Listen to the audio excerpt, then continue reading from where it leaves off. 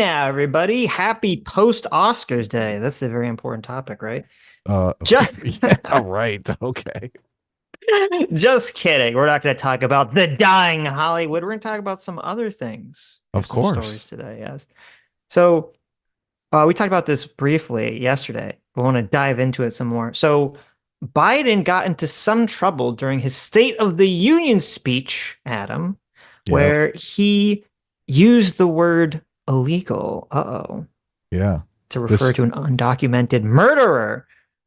yeah, the story has gotten even, there's more to this. Evidently, he got the name wrong of the young lady that was murdered by this illegal, Yes. which, Yes. I mean, that's pretty bad, right? That's not good. That's not Yeah. good. Yeah, The so I whole, want to the whole play. say her name crowd and like, you get the name wrong. Okay. Yeah. I mean, listen, he tried. He just, he's Biden. He goes, yeah, he does the best that his brain can make his mouth, form words and sentences.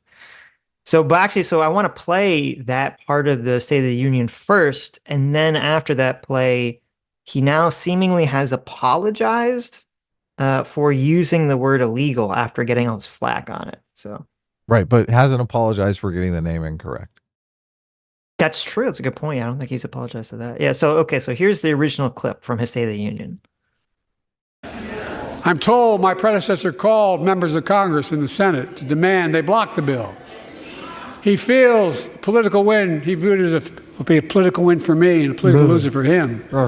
It's not about him. It's not about me. I'd be a winner, not really. What? Okay. Before Oh, what is he even trying to? It's so bad. Before he even gets interrupted, he's like, "I'd be a winner, not really." Like, what? What does that even mean? this is the worst. I know. And then he's distracted. Oh my God, a squirrel. Yeah.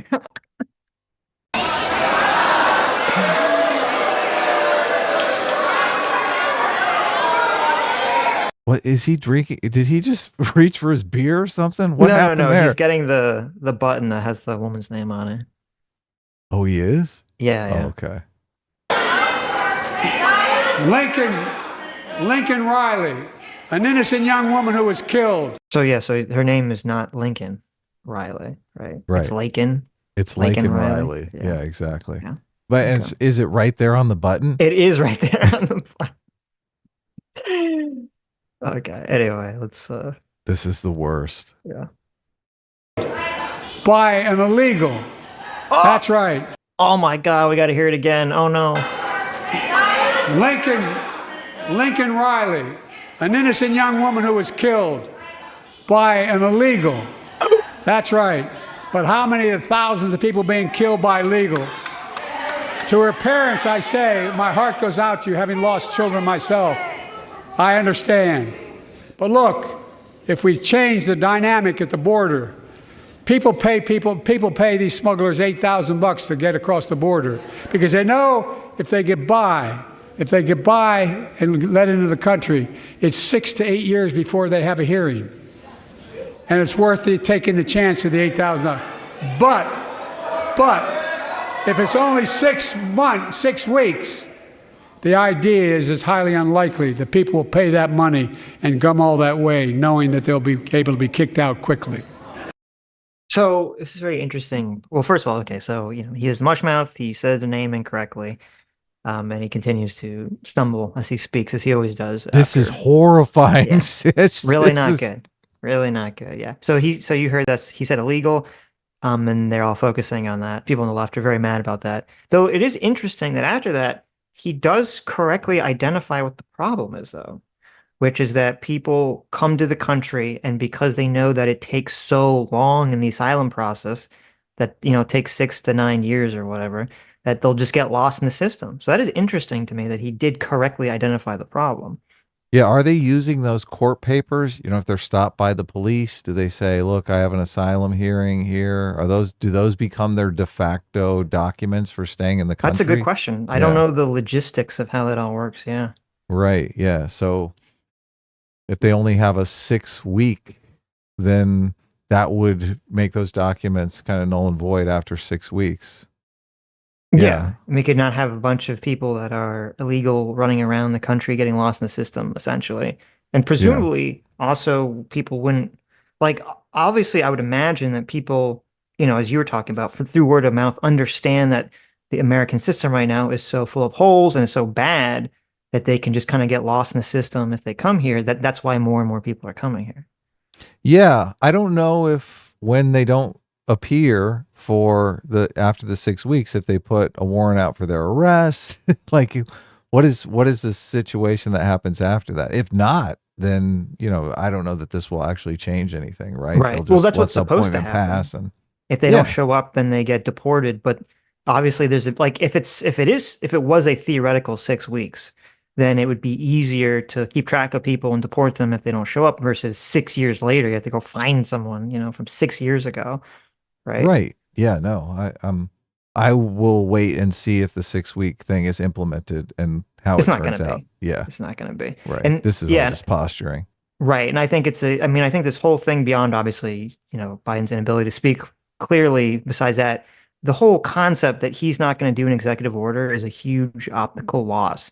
And as you brought up yesterday, which is a very good point, for the president to say, "Oh, I tried to do something. I tried to fix the problem, but Congress won't let me," like that makes you look weak. And no one wants that. They don't want a weak president. Hugely weak. Yeah. Yeah. Trump is gonna say, look, you're gonna have the best immigration policy anyone ever asked for. Yeah, right. Yeah. Exactly. Exactly. So, okay, so that was the original quote. And then here, I guess we'll hit back and we can go to, so here's what Biden has said now that everyone has been criticizing, or everyone on the left, I should say, been criticizing him for saying illegal, right? Right. Yeah. So this is the fallout from that exchange. Well, and it's funny, like they don't criticize him for saying the name wrong. They don't criticize him for being weak on the policy. No, no, no. It's the optics, the virtue signal of using the wrong word improperly. Yeah, this is the luxury beliefs. This is the Yeah. luxury, you say the right incantation and it makes all the immigration problems go away. Right, right. It's laughable.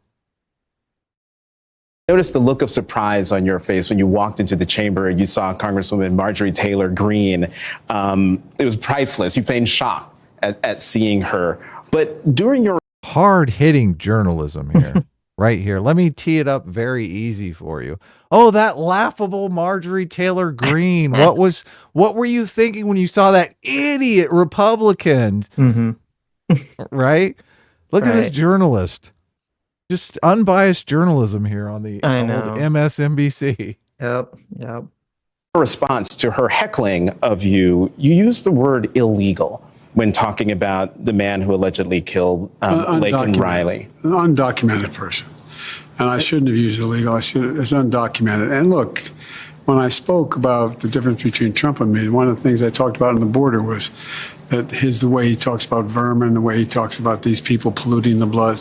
I talked about what I'm not going to do, what I won't do. I'm not going to treat any of these people with disrespect. Look, they built the country. The reason our economy is growing. We have to control the border and more orderly flow, but I don't share his view at all. So you regret using that word? Yes. Okay. Oh my. Pathetic. So, pathetic. Right. Mm-hmm. Yeah. So, totally cucks out, totally cowardly. Regrets using the words. Instead of just saying, listen, the people complaining about this, can all F off. Why are they focusing on something so minuscule, so unimportant? And also like, there's all these like word changes for what's acceptable and what's not acceptable, and none of it really makes sense. Like actually logically, like, oh, you can't say someone's illegal. You have to say they're undocumented. Well, how is that like, why is that better? But they don't want the people to seem like they're criminals. They don't want to, foster the stereotype that immigrants are criminals. I mean, but they are literally breaking the law. Like that's literally what happened, for them to be in the country. Yeah. Look, it's just in the context of this story. What is she, 26? A 26-year-old college student studying to be a nurse is murdered. Right. In the context of this story, it's just, the juxtaposition here is horrific to me.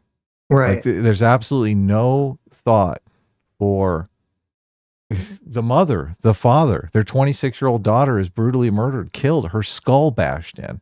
Mhm. And now the public is arguing over whether or not it was wrong to call the murderer an Yeah. illegal. I know. That's so offensive. Yep. You might as well just hand the presidency over to Trump today. I mean, it's over. It's over. I don't see how moderates can look at this and think anything but these people are buffoons. Yeah. They don't care about people. This is supposed to be the party that cares about human life. Mm-hmm. She got her skull bashed in, Sitch. I know. Look, and I've heard people come out and say, look, that basically almost blame her and say, look, he was afraid she was calling the authorities and he was going to be thrown out of the country.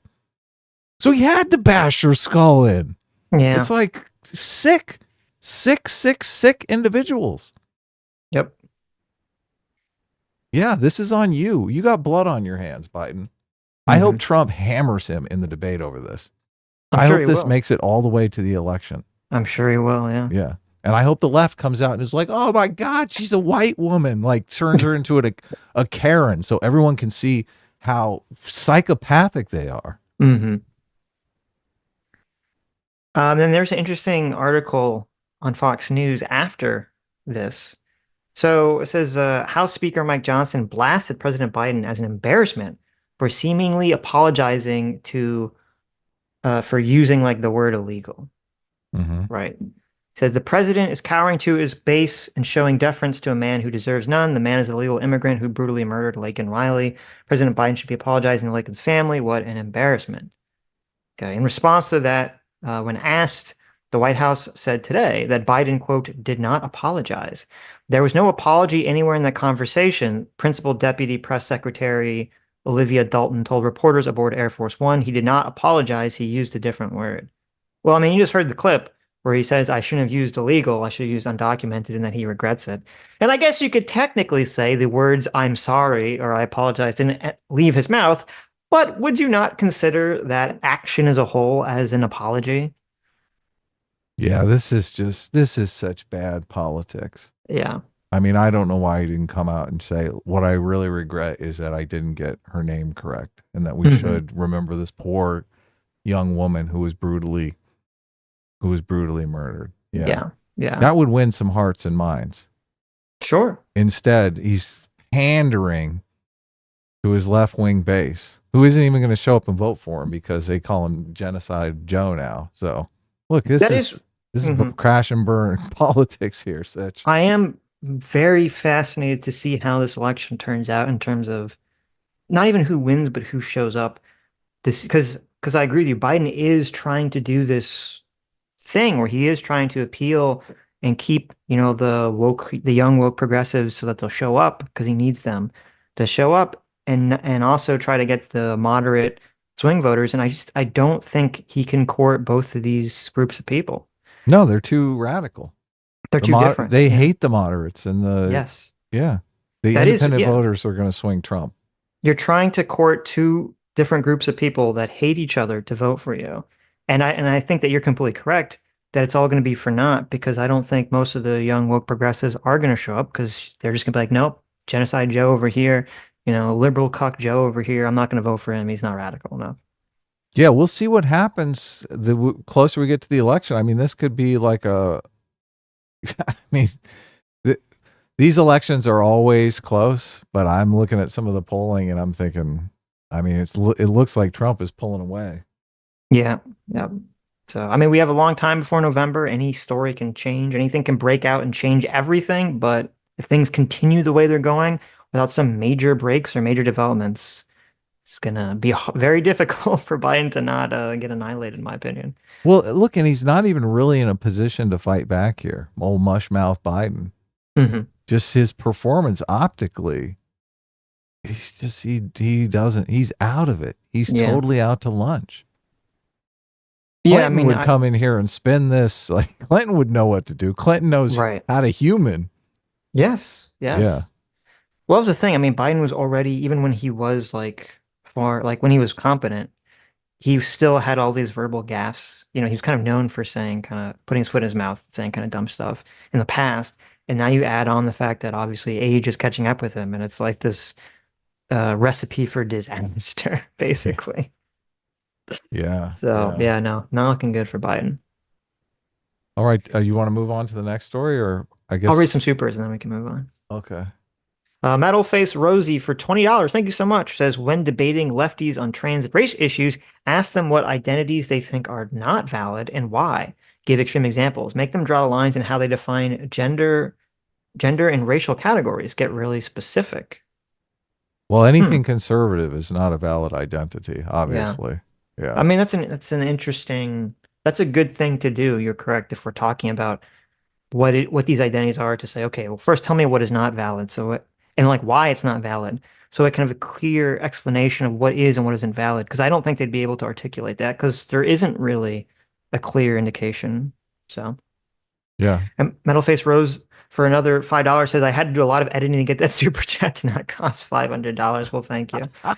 Thank you. Yeah, I know that YouTube is very chintzy with the amount of characters that let you use. Well, it was concise, so Yeah. that's always good. Yeah, we got your You know, you point. could actually try using, if you could actually try going to like Chat GPT and you like type out something longer and you say, can you reword this in like so many characters? Really? Does that work? I might don't know. try that. I'm sure it does to work. So you should try it out. Spencer Harmon, thank you for the $10. Says late and gay. There you go. What's up, Spencer? I like those caps. Sitch, you didn't yell it. There you go. Oh, that's right. I need to bring back the voice changer so I could, whenever someone sends the cap. Gay. Yeah. Late and gay. Spencer was one of the people that asked about our not being here last week. So Yes. look, and I said Thank you, only two Spencer. people reached out, but a bunch of people in the comments were like, I noticed. So look, we love you guys. We love you guys. So Cecil S. Grant for 4 months says Sitch and Adam, my favorite 90s Democrats. There you go. Thank you. pretty much. Yeah. Yeah. Brian Bishop for another $5 says, hi, Sitch. Got any grapes? I told you. Get your damn duck ass out of here. I don't got any grapes for you. All right. Do ducks eat grapes or something? How's Brian Bishop is torturing you with this grape? He's knows what he did. Oh, okay. Kyle Petty for 16 months says, I hear there's a custody dispute for you two between J-Mac and Rihanna Wu. If you two end up getting split, who goes to who? S-class besties. I think, first of all, I think we're both owned exclusively by J-Mac. Yeah, so I don't think we're there in is the any sort of J-Mac custody club. dispute. Yeah. Yes. Lucifer the Dortmund for 5 Canadian says, Adam has always top tier shirts. A-Team reigns supreme. Oh, you like my yeah, no? This is the this Oh, is nice. like the I perfect. do. That is a good shirt. Yeah, no. Yeah. Perfect. Beautiful. Understate for 50 Canadian. Thank you. Says Anita Sarkeesian got married. Just kidding. She held a wedding themed 40th birthday.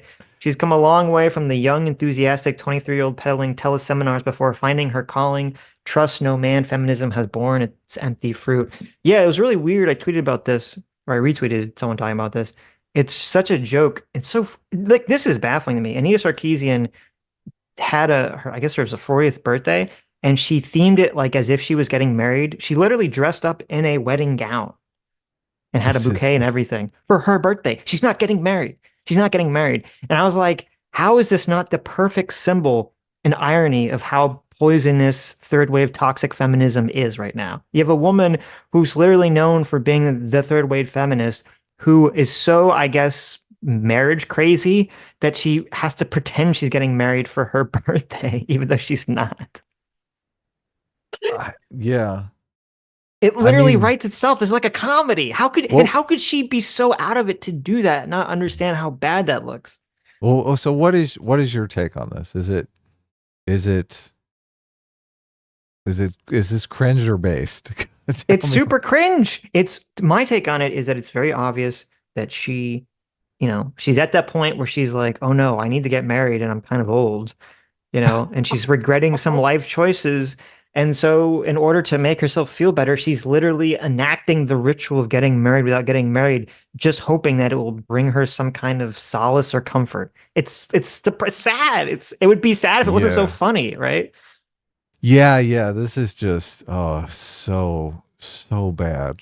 Like why would you do? I guess she's advertising the fact of look, what a beautiful bride I would make. You're right. Oh my God, you're so right. Yes.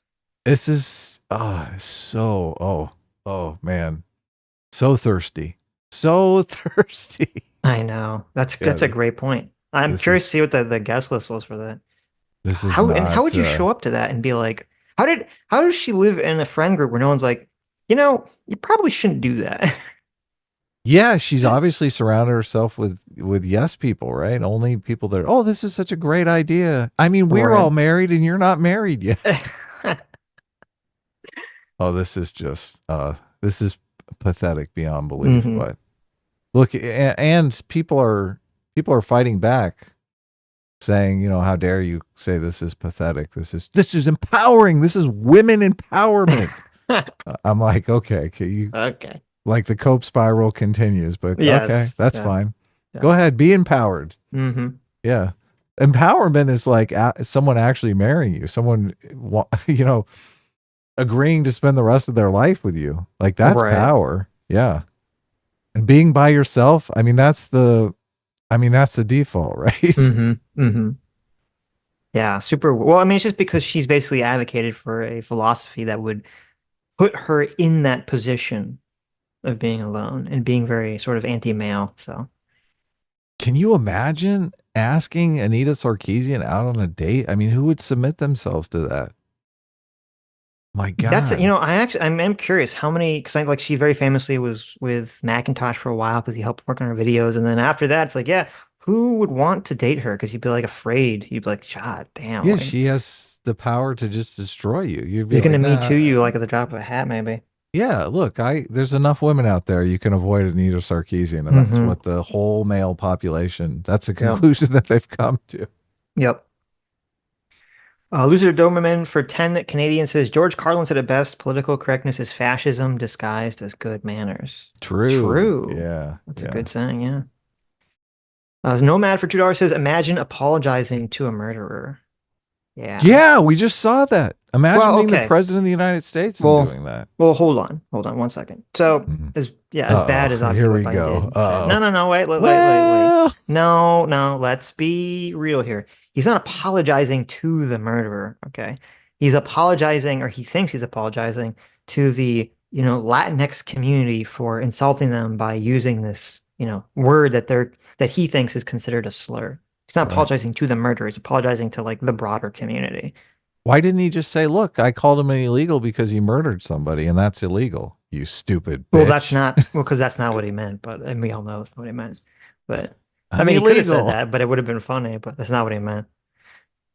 That's what It would be like for comparison, it'd be like if someone called, now I don't believe that this is equivalent. I'm just saying to understand the concept. It'd be like if someone called a black guy who murdered someone the N-word and then apologized for calling them the N-word. They're not apologizing to the guy. They're apologizing like, well, I shouldn't use like this quote slur to describe someone because the slur itself is like an insult to everyone who's black. So that would be sort of what Biden is conceptualizing here with the comment of illegal. When are we going to make murder I think a it's slur? I think it's ridiculous that, illegal would be considered a slur or whatever. It's kind of like when they said, oh, you can't call someone homeless, you have to call them unhoused. It's all this like word gaming nonsense. So It has been illegal has been considered a slur. The Yes, resurgence of people using illegal is interesting because I think they see the problem and they're like, look, this is a good way to call attention to it. Has it? I mean, I'm calling them illegals. Before like the woke stuff, was calling someone illegal immigrant or illegal a slur? I don't really remember Kind that being of, like yeah. a huge thing. Oh, okay. Yeah. Yes. Yeah. Democrats have been advocating for calling them undocumented for the longest time. Yeah. Okay. Maybe just, I wasn't focusing on it until like recently. So, I mean, and obviously they're doing it now because if there's resurgence, because they know it like triggers people on the left and it makes them look really stupid when they have to like defend it. So, Yeah. it's good optics, I guess. Spencer Harmon for $20. Thank you so much. Says he's pandering because he doesn't care. There you go. 95 Keep for $10 says, I feel bad for Biden. If he loses, can we just tell him he won and put him in a Truman Show White House to sign papers, eat ice cream, and be told he's doing a good job until he dies? I mean, you could do that. That's likely to happen, actually. Yeah, I would believe it. So I mean, he's like, that's not likely to happen, obviously, but it's likely that he would fall for that, that he wouldn't right, know what was going on. Yes. right, yeah. Asha C for $5 says a little behind, but damn, Adam all fiery today. There you go. It's so sick to me. It is so sick to me when people defend criminals. Yeah, Like that's so fucking sad. Dude, 26 years old. Can you imagine dying at 26, Sitch? hmm Like, there's so much shit I I want to mean, I do. can't, but yeah, There's so much shit I want to do. There's so much shit I've done since I was 26. All of that being taken away from me. Oh, it's yep, fucking brutal. it's pretty disgusting. It's brutal. And then Yep. just the complete insensitivity about it. Like, oh my, just an innocent woman out jogging in the morning. That's so sad. That's the saddest story ever. And then the fact that the media is just like, yeah, who fucking cares? That makes it even worse. Yeah, I don't know if he ever apologized for saying her name incorrectly. I just Googled it and I don't see, I only see that everyone's talking about the illegal thing. I don't see anyone talking about how he said her name wrong. Huh. That's not, yep, very disrespectful, very disgusting. Look, they would be rioting in the streets if it was a black guy who was resisting arrest, right? Yes. It's a white woman jogging in the morning. And it's like, Yep. so what? That just says it all. That says everything. Yep. Yeah. If it was a white guy who killed, um, an immigrant, Oh a yeah. non-white immigrant, who was jogging, yeah, Yeah. there'd be like a big, oh my God. You know what they'd be saying? They'd be saying, oh, well, they felt empowered to do this because of all the rhetoric against, immigrants recently by the conservatives. That would be the narrative. Yeah. These people are So, all just useful idiots. yeah. I got no stomach for it. Yep. Every Bellsprout for $5 says, funny how our hot boy was going on about a conspiracy theory regarding troops in Gaza. Then a week later, a new military port is being opened in Gaza. What's that all about, really? There you go. You're talking about Hassan, I assume? Oh, okay. Yeah. Well, I mean, and he doesn't, he's disgusted by, the whole port thing anyway, because, I mean, basically their position is, until Joe Biden in America tells Israel to F off, then that's all they want. If they don't call Israel the genociders, then nothing else will satisfy them. So, Rico Zorro for $2 says, how about the Sameera and the Tomboy psyop on X? Guess we could talk about that briefly. Have you seen all the Tomboy stuff? It's so stupid. It's awesome. That woman is, I mean, she's great. I don't know if you saw her response. I retweeted it because it's so adorable. The It's Tomboy basically woman. like, yeah, I mean, she comes off like a feminist. It's funny that people on the left are attacking her. She's like, listen, I've been doing tomboy stuff forever. I'm used to people sniping at me. I'm used to people hating me. Okay. That's where we are.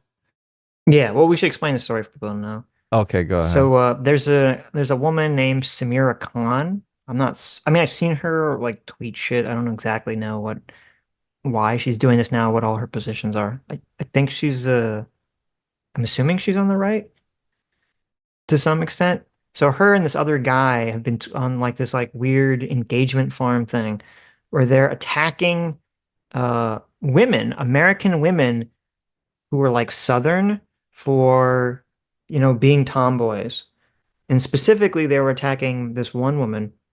What's her name? Let me see. You tweeted it out. This one woman, Hannah Barron, who is a Southern woman who like posts, and she's fairly attractive girl who posts videos of herself like, you know, pulling catfish out of like muddy rivers, helping build barns with like her brother and father, like, doing, physical activities, right? And she enjoys doing these quote physical activities.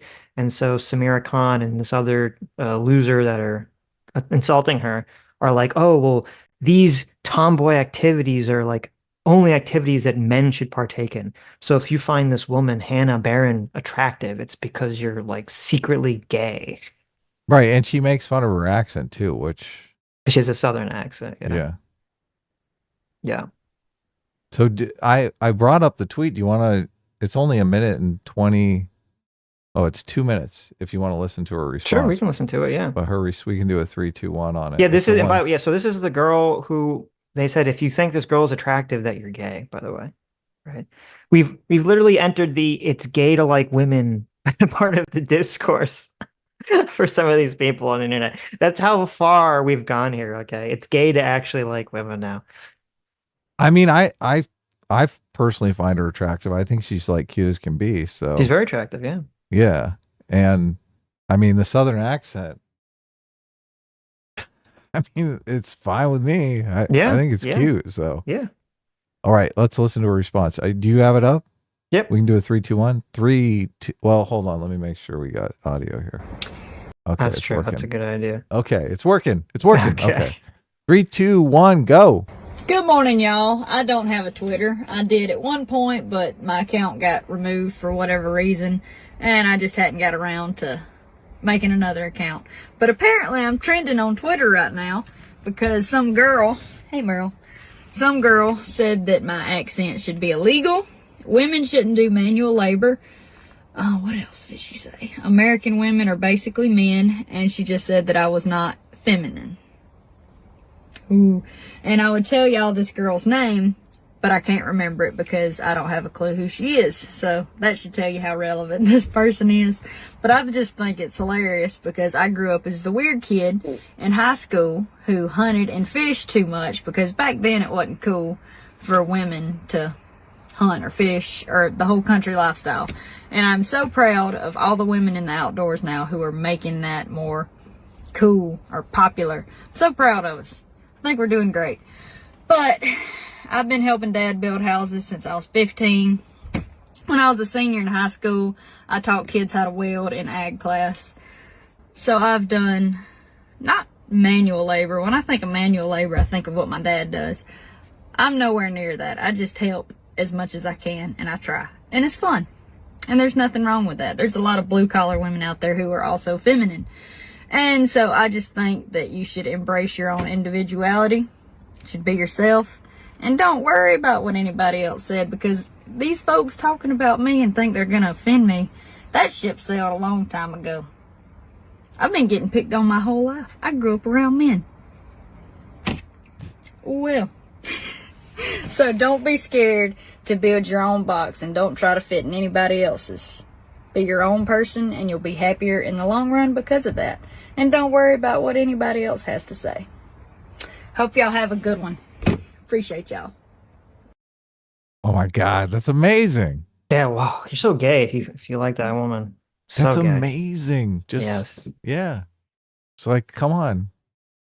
Yeah, don't let people bully you into being something you're not. Mm-hmm. Mm-hmm.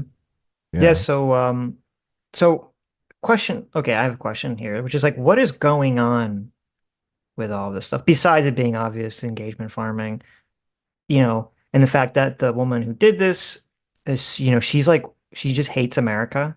This Sameera Khan lady, she's one of these America bad people. So she's trying to use this as some like excuse to hate Americans and American women and all this other stuff. So to me, this is what it feels like to me. It feels like women who are jealous.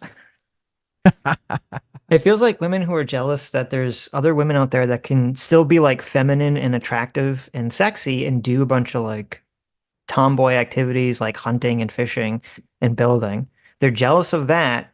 And then it feels like a bunch of guys who are actually like have some level of gay feelings or bisexual feelings that they're ashamed of, so much so that they're like, oh my God, if a woman is doing something even remotely considered masculine, it's gay, and I have to run away from it and not be attracted to this hot woman. Run away from the gay thoughts. That's what I think is going on here. This woman doesn't strike me the least bit masculine. Like I don't. Right. She doesn't read masculine. Like she's obviously wearing some eyeliner, some light makeup. She's not like all natural. She's got a like very feminine figure. Like she's literally showing cleavage in this picture. Like I don't know how you could look at this and think that's a dude. Yeah, and here, look, I'll show you a picture. This is another picture Or as a video, I'll just show you a screenshot. You can bring it up. If you can bring it up, I might Yeah, I show it. can, sure. Oh, it's too hot. I mean, I I don't saw. know because she's in her bra. Oh, okay. Um, Well, maybe. but like so yeah, because like this like lady, she has this video of her. She's catfishing, and Oh, yeah, she's there she's in in her a bra. bikini. Yeah. Yeah, or a bikini or something. I mean, she does not look like a dude, in any regard in that in this video. And she's like, oh, she literally says high value men should become passport bros. Well, first of all, it's ludicrous the idea that every woman in America is like a tomboy or doing this sort of activity, right? That's obviously a stupid concept because it's not remotely true, number one. But number two, it's like just to insult this woman for being attractive, feminine, and doing activities she likes, which are physical activities, it's just so pathetic. Yeah. This is the catty bitch. We've entered the realm of the catty bitch. Yes, it's I don't remember if Rudyard said it in our show, if it was in one of his videos that I was listening to the other day, because I was listening to a bunch of his videos before he came on, so they all kind of blend together. Because he was talking about how like one of the big parts of toxic femininity is for women to attack other women's reputation in order to hurt their ability to Yeah. Find attract men. mates. Yeah, Yeah, and of find course. mates. That's a signature move. Right. And this is very, Reputation destruction. yes, and this is 100% super clear what this is, right? I want to attack this woman and American women in general's ability to attract males. Yeah. So. Well, you've failed miserably because I won't be surprised if she has 1 million followers when Right. she finally decides to start that Twitter. Yeah, Yeah. or I mean, she has an Instagram, so I'm assuming her Instagram is gonna blow up. Yeah. So, You've yep. turned this woman into a star. So good Yes. job. So good job. Yeah. America bad retards everywhere. Yeah, this response is so endearing. It is the American ethic. It's like, don't let someone force you into their box. You build your own box. This is authenticity off the charts. Right. Look, and so in a different context, if she was transitioning, people would be like, "Oh my God, so brave." Mm-hmm. Mm-hmm. So brave, right? Yeah. This is So the brave. kind of gender abolitionism that I am 1000% in favor of, right? There's Right. no reason why you can't be you can't do whatever you want as a woman or do whatever you want as a man. Yes, that's 100% correct because like the way that where I think feminism got off the rails is that there was this attack on femininity from a lot of like second wave and third wave feminists. When it should have been like, no, you can still be feminine and attractive and do all this stuff and, go outside and fish or build a house or do whatever you want. Like it doesn't have to be mutually exclusive. That in order to do, quote male activities, you have to become a guy, dress like a guy, Yeah. all that stuff. Yeah, if this So, woman was going to school in Southern California, they'd be like, "You're a man. You need yeah, to you have to transition." transition. Yeah. Yeah, exactly. Which is just sad. It's so Yeah. sad. It is. Yeah. It is. We need more role models like this. This Yes. is what we need. Yeah. Completely. So thank you. Thank you, Sameera, for Yes. being a complete and utter bitch and like completely letting us know about this great personality that's out there. Right. Neckbeard and the fan, thanks so much for joining outside the simulation. Look at that.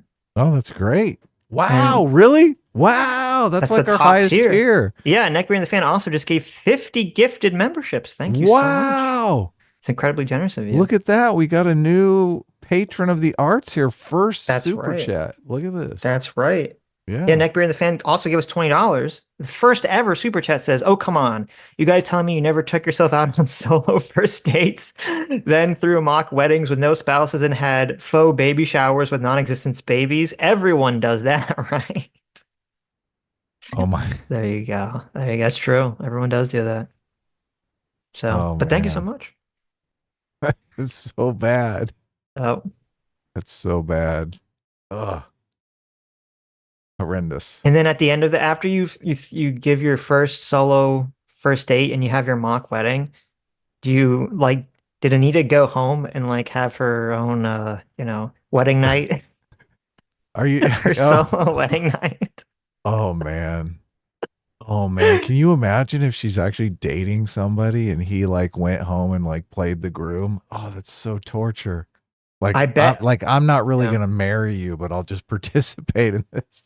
That would be even. I would guess. I don't know this, but I would guess that she's not dating anyone. But if she was, that would be the most fucking weird, awkward shit ever. Imagine your Okay. girlfriend's like, Oh, "Hey, for my birthday, we should have like a fake wedding." You'd be like, "Wait, what?" yeah, exactly. Like, oh yeah, I want you to play the groom. We're gonna have a wedding photographer.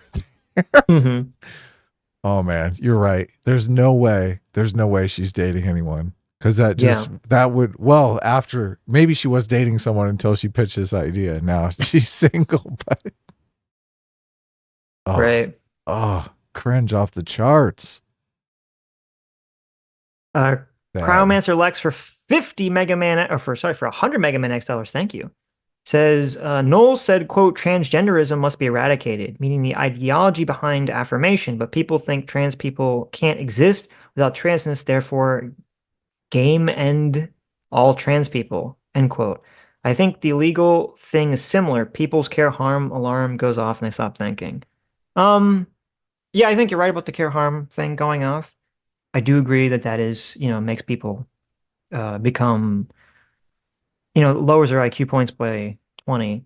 But I don't know if I would use Noel's comment as a good indication of it because I know that like Knowles himself, I'm trying to remember because we covered this and he said something else. This is Michael Knowles, right? Yeah, this is From Michael the Knowles. He Daily said Wire. something else at the Yeah. time too that was kind of suspect. I don't remember. But like I know when he said the words, the literal interpretation of the words was what you're saying. It was that the ideology must be eradicated.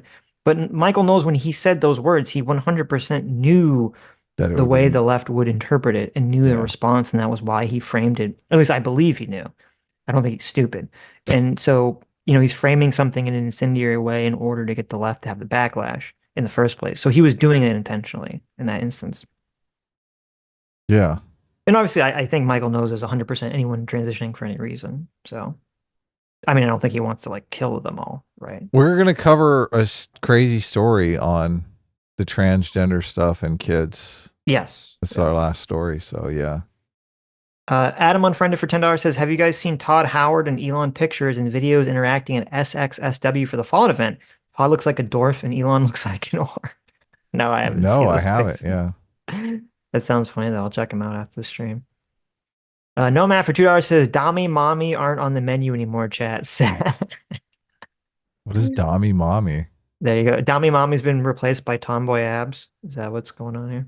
Oh, okay.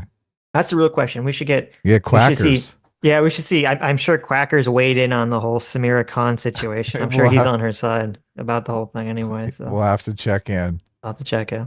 Yeah. I mean, I don't Moon- know that she really has any tomboy abs, to be honest with you. She doesn't, she seems very feminine. Like she's not, even in that one picture you showed me, it's not like she's got bulking muscles or anything. No.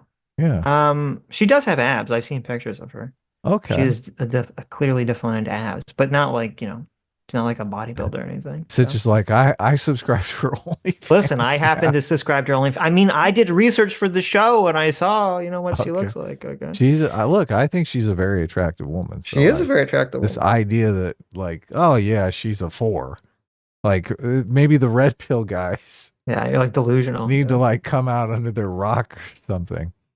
Right. Look, personality too. Look, I guess guys just, they're 100%. Look, we're only judging on looks. I mean, this woman has a lot of personality that She does. She Yeah. does. Yeah. that's attractive. So anyway, Angry Bellstar for $2 says Hot Boy is the one who set himself on fire. Oh, you're right. I interpreted him as Hassan. That's Hot Boy. So you're saying the guy who set himself on fire was going on about a conspiracy regarding troops in Gaza. Then a week later, a new military port is being opened in Gaza.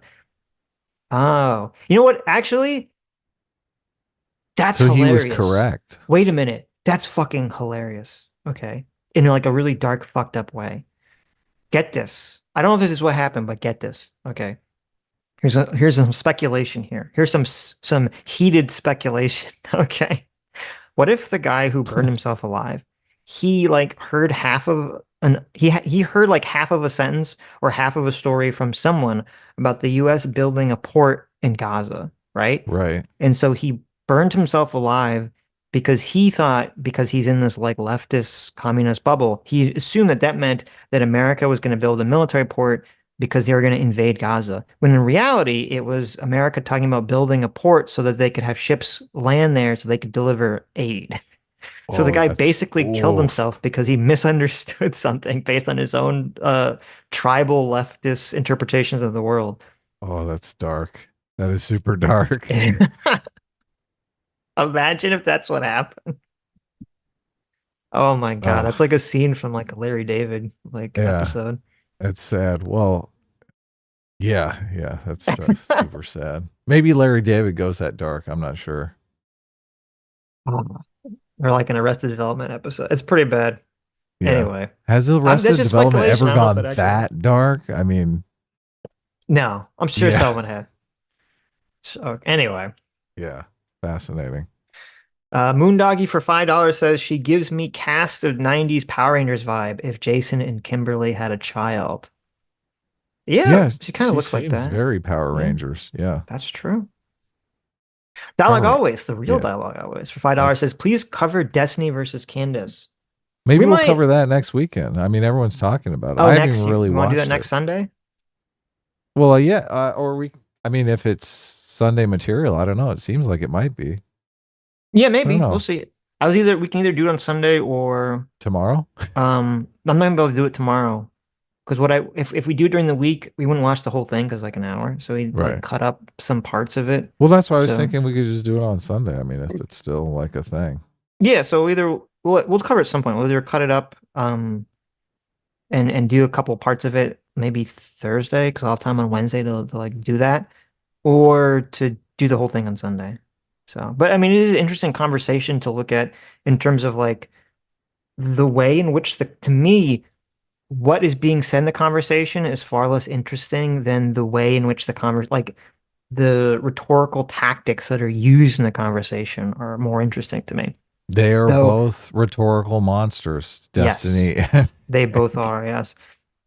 And it's interesting to see like that fight happen. Though right now the controversy is Destiny is accusing Candace of lying because she made a claim about how her family was poor and that she had to like take out all these loans to go to college and then pay them back. And Destiny is claiming that that doesn't make any sense because if she was really as poor as she's saying, she should have been able to apply for all these, government aid and assistance.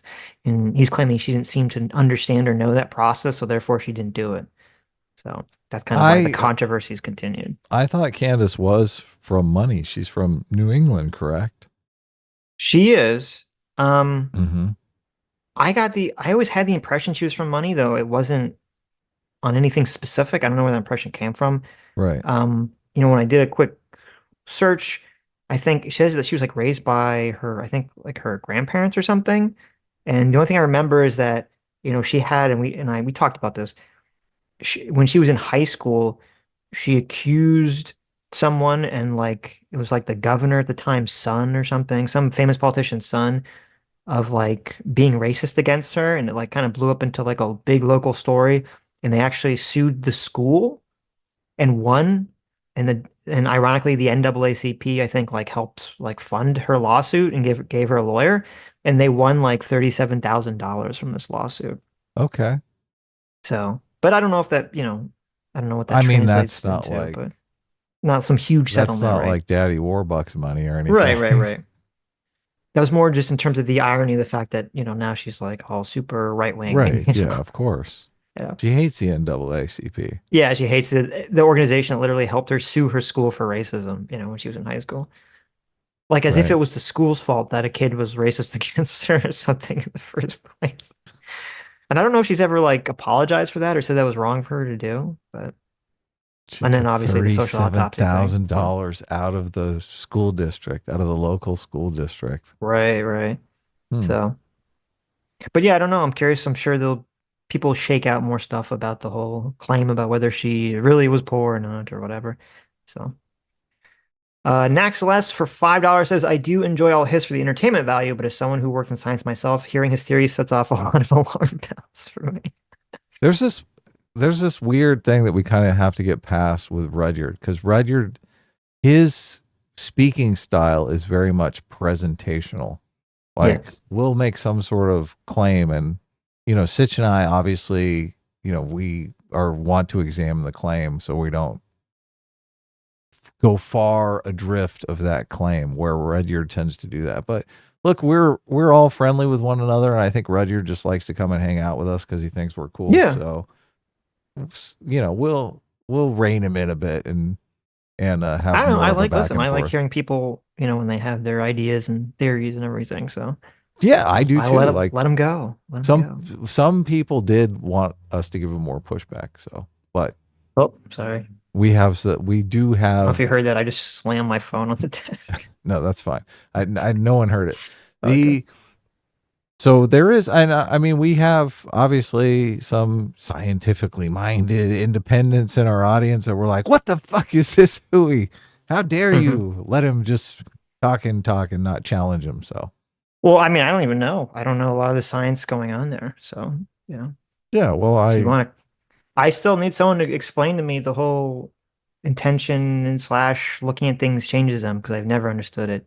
And Well, it keeps changing every time someone talks to me it's about very it. So. simple, and someone actually mentioned this in the comments. Right. It's so the experiment changes whether or not a conscious observer is there or an unconscious camera is there. So it takes light particles to measure, so the light particles actually interfere with the experimentation. No, that's okay. I understand. That was But it's my not consciousness no. experiment. I understand, and that was my first. That was my first. The first explanation to me about why it wasn't true was because it's by looking at it, you have to shine light at it. And the Right. shining of the light of it at it is what affects it. But then I swear I've heard from other people who are scientific who don't believe in the conscious part of it in this audience, in our chat, saying, no, it's not the light, there's something else there. Well, like even if you're going to So- use an infrared camera and you're still shining infrared at it. So Well, you're still I understand. I understand. Right. When I say light, I just mean shining something at it in order Right. to look at it. Right. Right. So These quantum computers are actually kind of interesting because they work by taking away all the outward effects. Like they have to put it in some sort of anti-gravity chamber. They have to put it in complete darkness. They have to like lower the temperature near absolute zero. It's like kind of crazy just to make the quantum computer chips work. Yeah. So they're taking out basically all of the outside effects. right. Yeah, it's fascinating. There's videos about it on YouTube if you want to look up quantum computing. Sounds very expensive. Yeah. Isn't it? Yeah. Isn't it? You got to Doc- build basically like an anti-gravity chamber. Yeah, Like Jesus how the fuck Christ. do they do that? Like I how don't that's know. the big question for me. Like how do you build an anti-grav chamber? Like is I don't it know. They use spinning? magnets Like or what's happening? something. Who knows? Yeah. Dr. Diller for $2, for $4, thank you, says, so for the Sitch and Adam fan meetup and merchandise dispensing, we're going to make Adam play Dance Dance Revolution, right? You a big DDR fan, Adam? I've never played Dance Dance Revolution. That's the, I've the seen, game. Yeah, no. Look, I go to the arcade. I see Okay. kids playing it all the time. It's kind Right. of funny. And I love that movie, The FP, where they basically settle all their gang-related disputes through Dance Dance Revolution. right. It's kind That's of right, hilarious. Yeah. Right. Dr. Diller also said, funny, I always thought that Biden being super infirmed was exaggerating right-wing silliness, but it's undeniable at this point. Yeah, no, it is. It Well, really let is. them deny it right up until the election. It'll be kind of crazy. Right. Neckbeard and the fan for $20. Thank you so much. Says also not a new patron. This is a JMac Alto. Hilarious. There you go. Look at that. Well, thank you, Daddy JMac. Look at that. Says YouTube doesn't support my philanthropic support of the arts due to their membership super chat daily limits. I forgot I had this account, so we're skirting the system. Wow. Oh my God, J-Mac, you're a fucking angel. You're a hero. Look at this. You want to give us so much money that you're skirting the system's limitations. J-Mac is like literally our angel investor. This is true. This is so true. crazy. That is weird. Why would YouTube have a restriction on that? You think they'd want people to spend more money, right? I They don't have know. a restriction. It's Unless they're probably worried because that's kids like a- are spending more money that they're spending all their That's probably what it parents' is. money. That's Yeah, probably what it is, exactly. Yeah. Well, thank you so much, Jay. Yeah, that's funny. Stock for $5 says the point is it doesn't matter whether there is a conscious observer or an unconscious observer. Consciousness is irrelevant. Yeah, I mean that's Yes. my understanding of what people say. I still want to understand what the science is behind it, though, what's going on there. So Stug might have been the one that left the comment. I can't remember, but probably, yeah, probably. I think Stug said he wanted to come on and talk about it at some point, and we never got around to it. But we can definitely. Now that okay, we're streaming more often, it's a lot right. easier to invite guests on. Okay, next story. Let's talk about the Prepping? TikTok. Oh, The what? let's talk about prepping. No, let's not talk about our new sponsor. Let's talk about prepping. You need some gold and you need some of these freeze-dried food packs. Yes. I don't think buying gold is the worst. No, but that's what I'm saying. It's part of the prepping. You need gold and you need freeze-dried food and you need guns. All right, inside Trump's TikTok flop. This is an Axios. Flip-flop. Yeah. This is an Axios. Axios does pretty good reporting. I know Anna of the Young Turks uses Axios quite often. So what's your take on Axios? They're okay sometimes. I mean, Okay. I just wanted you to have it up just because I think it's like a nice okay. picture. I like Trump hugging the little TikTok logo and everything. All right. I was only going to read like the first paragraph from from this Axios article, and then a couple paragraphs from the New York Post article, and then Noah Opinion on Twitter is a really good post about this. I was going to read a little bit of. So okay, let's get into it. Or Noah Smith, I mean, yeah, Noah Smith. Okay, so Axios, this is the beginning. They say, in the final year of office, President Donald Trump signed an executive order attempting to limit TikTok. The logic was perfectly evident. The popular social media app is controlled by the Chinese Communist Party and employs a secret algorithm to determine which memes are presented to users, giving it enormous and unaccountable influence over America's news consumption.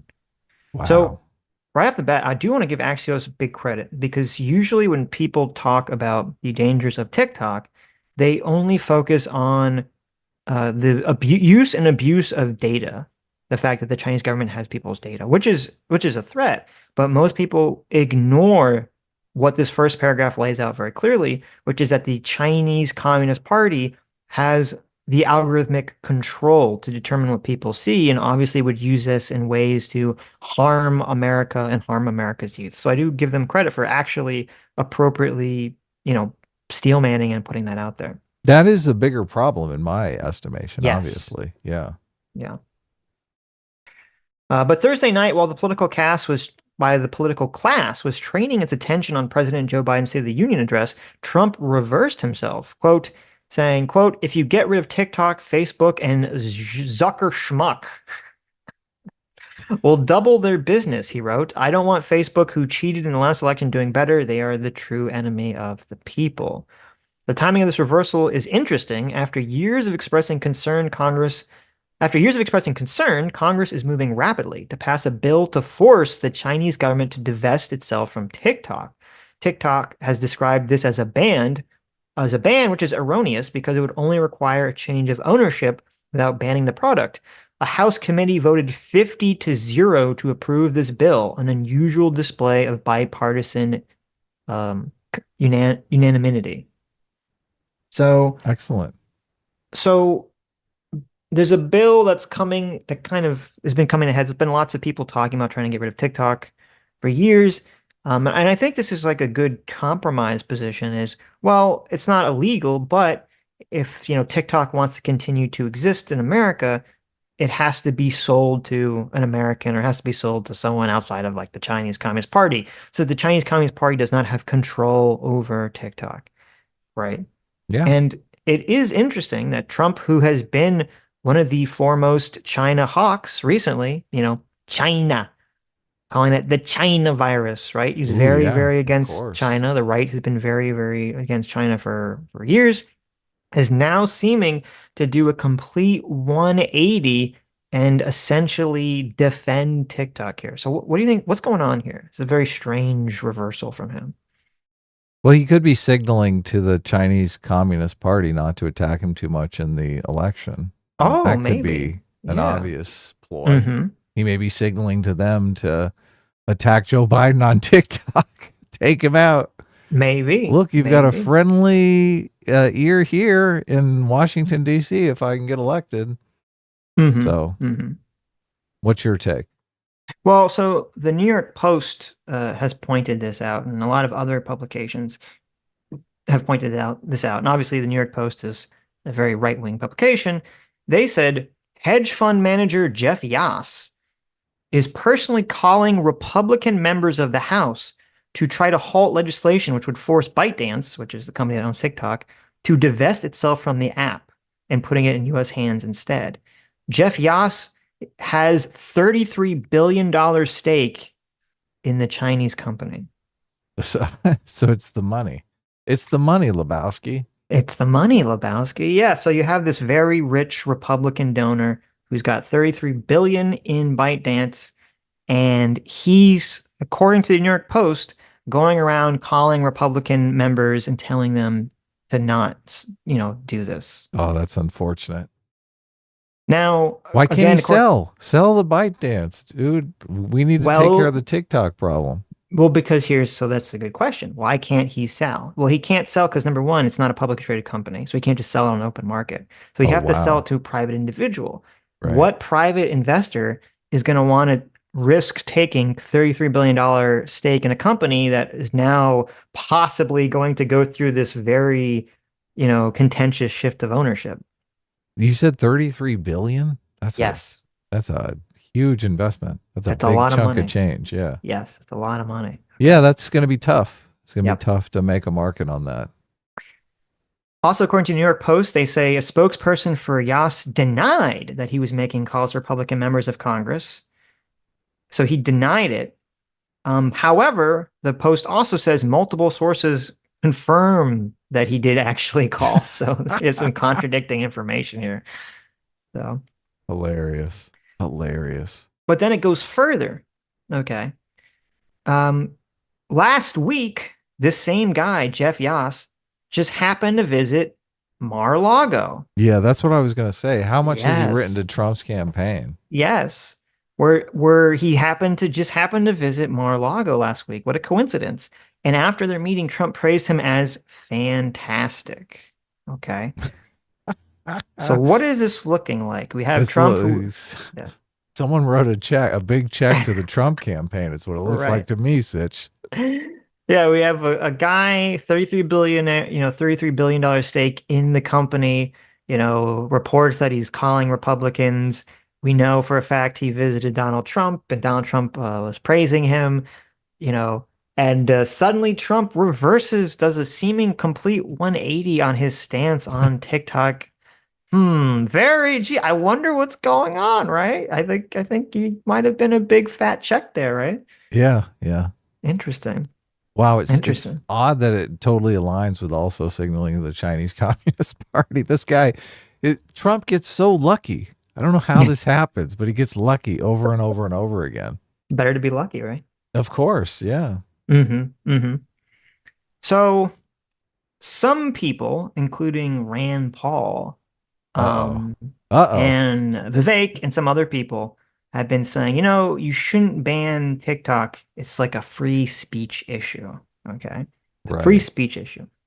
Well, let me tell you why I hate think that argument. that's a horrible argument. Okay. Yeah.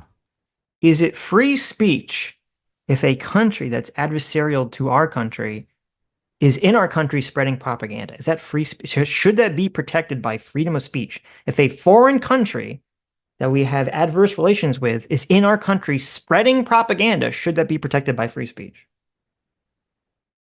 No, obviously not. Simple, Yeah. right? Because the entire point of free speech is that for American citizens, that we should be able to speak our opinions, speak our minds out without risk of the government attacking us. It's not so that a foreign country that wants to harm us should be able to come into our country and covertly spread propaganda.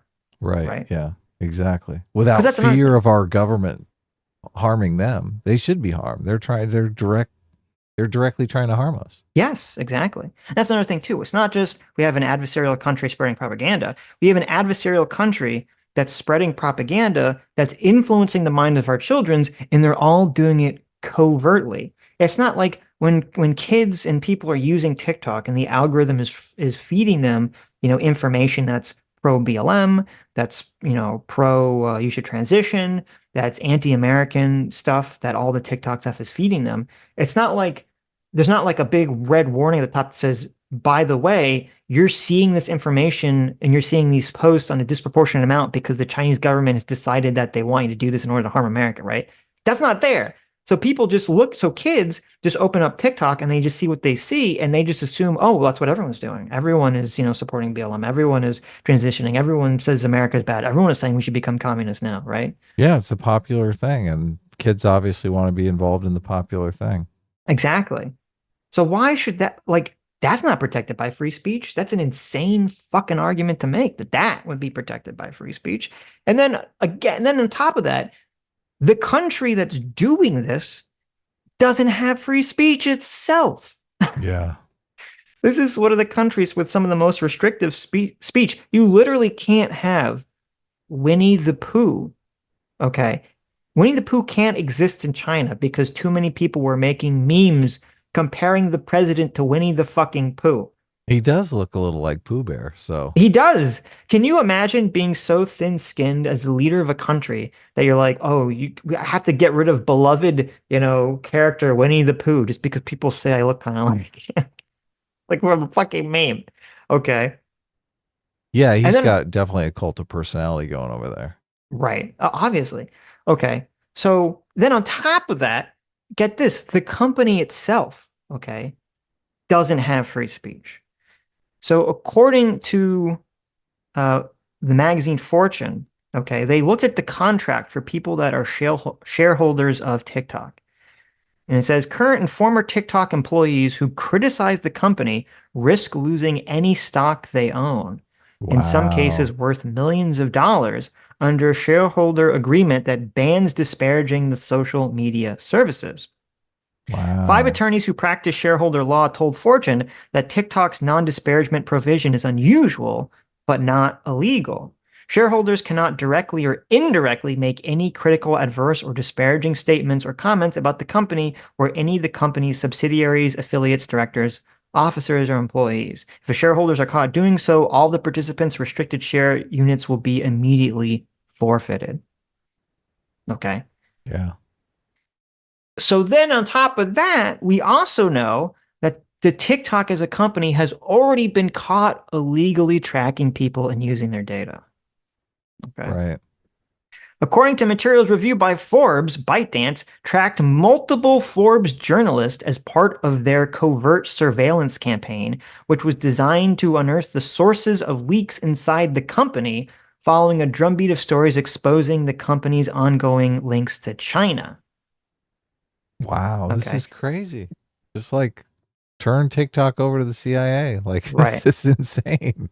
So I ask you again, why should a company that's part of an adversarial country spreading propaganda secretly, covertly to children in order to harm America, that doesn't believe in free speech itself for its country, doesn't believe in free speech for the company itself, and also was already caught illegally tracking people and using their data, why the fuck would anyone be so fucking stupid as to say that freedom of speech should apply to these fucking people that are trying to sabotage our country? Literally a foreign influence trying to fuck us over. Why would anyone say that they should get free speech and just do whatever the fuck they want? Yeah, a lot of the people are invested in TikTok as a platform to spread their political message, which I'm sure TikTok is aware of. Like, I'm sure TikTok gives all the congressmen that are pro TikTok as much reach as humanly possible, right? Get them addicted to that TikTok app. Look, we're going to win you the next election. I mean, it's so crazy. Like, if we had some social media app that was controlled by the CIA, everyone would be losing their fucking minds. Well, see, that's a great point. That's what's insane about this. Yeah, if there was a government-run CIA app, everyone would be losing their fucking mind. But for some reason, when the Communist Party of China controls an app, some people are like, listen, freedom of speech, just let it go. It's so wacky to me. You know their CIA equivalent is the one that's controlling this app. How is it of course. Of course it is. Yeah, they're people tracking people and like totally using mind control over the kids and whatnot. Yes. God, it's crazy. People were losing their minds, and probably Rand Paul himself, or go back and look into it, was probably losing his fucking mind about the fact that, the US government would tell Twitter and Facebook to censor COVID, posts and things like that. And then there's the whole thing about, did the FBI like secretly trick, Facebook and Twitter into, censoring the Hunter Biden laptop story? We have all that stuff. But then some contingency of people who have that belief somehow like go through this like weird cognitive dissonance and are like, well, but it's totally fine if the fucking Communist Party of China runs TikTok. It's just Yeah. insane to me. Totally fucking insane to me. And so I don't know. It's just why I can't even wrap my mind around it. Okay. So, Yeah, it's weird. I don't know if anything's going to be done about it though, which really sucks. right. Yeah. Well, and Noah Smith has a good point here he brings up. He says in his post, he says, why are both TikTok's current management and the CCP mouthpieces so desperate to prevent a sale? After all, TikTok under this bill would still exist, and ByteDance would get tens of billions of dollars in cash. There's only one answer that makes sense, that Chinese authorities believe that TikTok is an important tool for influencing public opinion in the United States. Yeah, look, I've heard this claim and I don't know, I haven't dug into it, so I don't know the truth of it, but supposedly there's like what American kids see on TikTok is completely like night and day from what Chinese kids see on TikTok. Yeah. Right. So they're basically trying to inspire Chinese kids to go into STEM and to do things outdoors, like not to be obsessed with politics, obviously, because they don't want anyone even thinking about politics in China.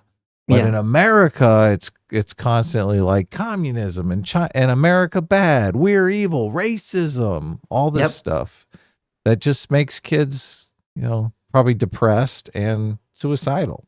Yeah, definitely. No, actually, speaking of that, I'm glad you said that. They actually, because TikTok, in response to this, actually displayed a message to TikTok users to tell them to go contact their congressman. No way. No way. And call in and tell them not to ban TikTok. And Congress people were saying that they were getting flooded with calls of kids telling them that, including some kids threatening that they would, end their own lives. Really? Yes, you're kidding me. If they got rid of TikTok. This is insane. Yes. If this was happening, 20 years ago, the bitches would be cracking down immediately. Yes. What is happening? Is our government so feckless that they can't do anything about this? Well, but they're trying to. Here's what's gonna like really piss me off. Okay, so if Trump coming out and saying this ends up sabotaging this bill, if the Republicans end up falling to this fucking guy who's giving them money, sabotage this fucking bill, like that's gonna be it. Like, I don't know. I'm just gonna fucking lose my mind. Okay. Yeah, they're the law and order, the strategic defense that fund the military as much as possible. What good is it funding the military if you've got the CIA equivalent in China basically talking to all of our kids? Yeah, if you have a very clear enemy on the inside, so clear that even the fucking Democrats are like, yeah, we should expel this foreign invader. And then now I'm hoping the Republicans will not fall sway to this and they'll just pass this bill anyway. But if they do, I'm just going to be like, oh my God, this is fucking ridiculous. They just totally sold out and have no principles. And it's annoying because I know that like when it comes to this election stuff, because it's like always between two candidates, people only see it through the lens of like, I have to vote for one of them. And like, obviously that's not our position. I mean, we just did a whole story like attacking Joe Biden.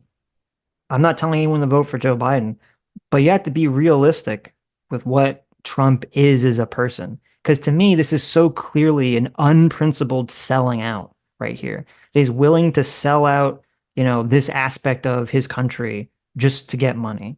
It's just so clear to me. So you can still vote for him. I know a lot of people would vote for the corpse of Joe Biden over Trump. I know a lot of people would vote for the corpse of Trump over Joe Biden just because they hate the other person so much, and that's fine.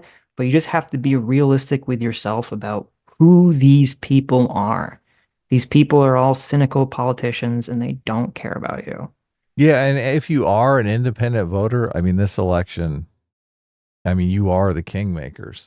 So this election is going to be a very, very difficult decision, but But that's why but that's why I'm so like feel like I'm not going to vote, because I really despise both of these people. Um, So I'm just and look.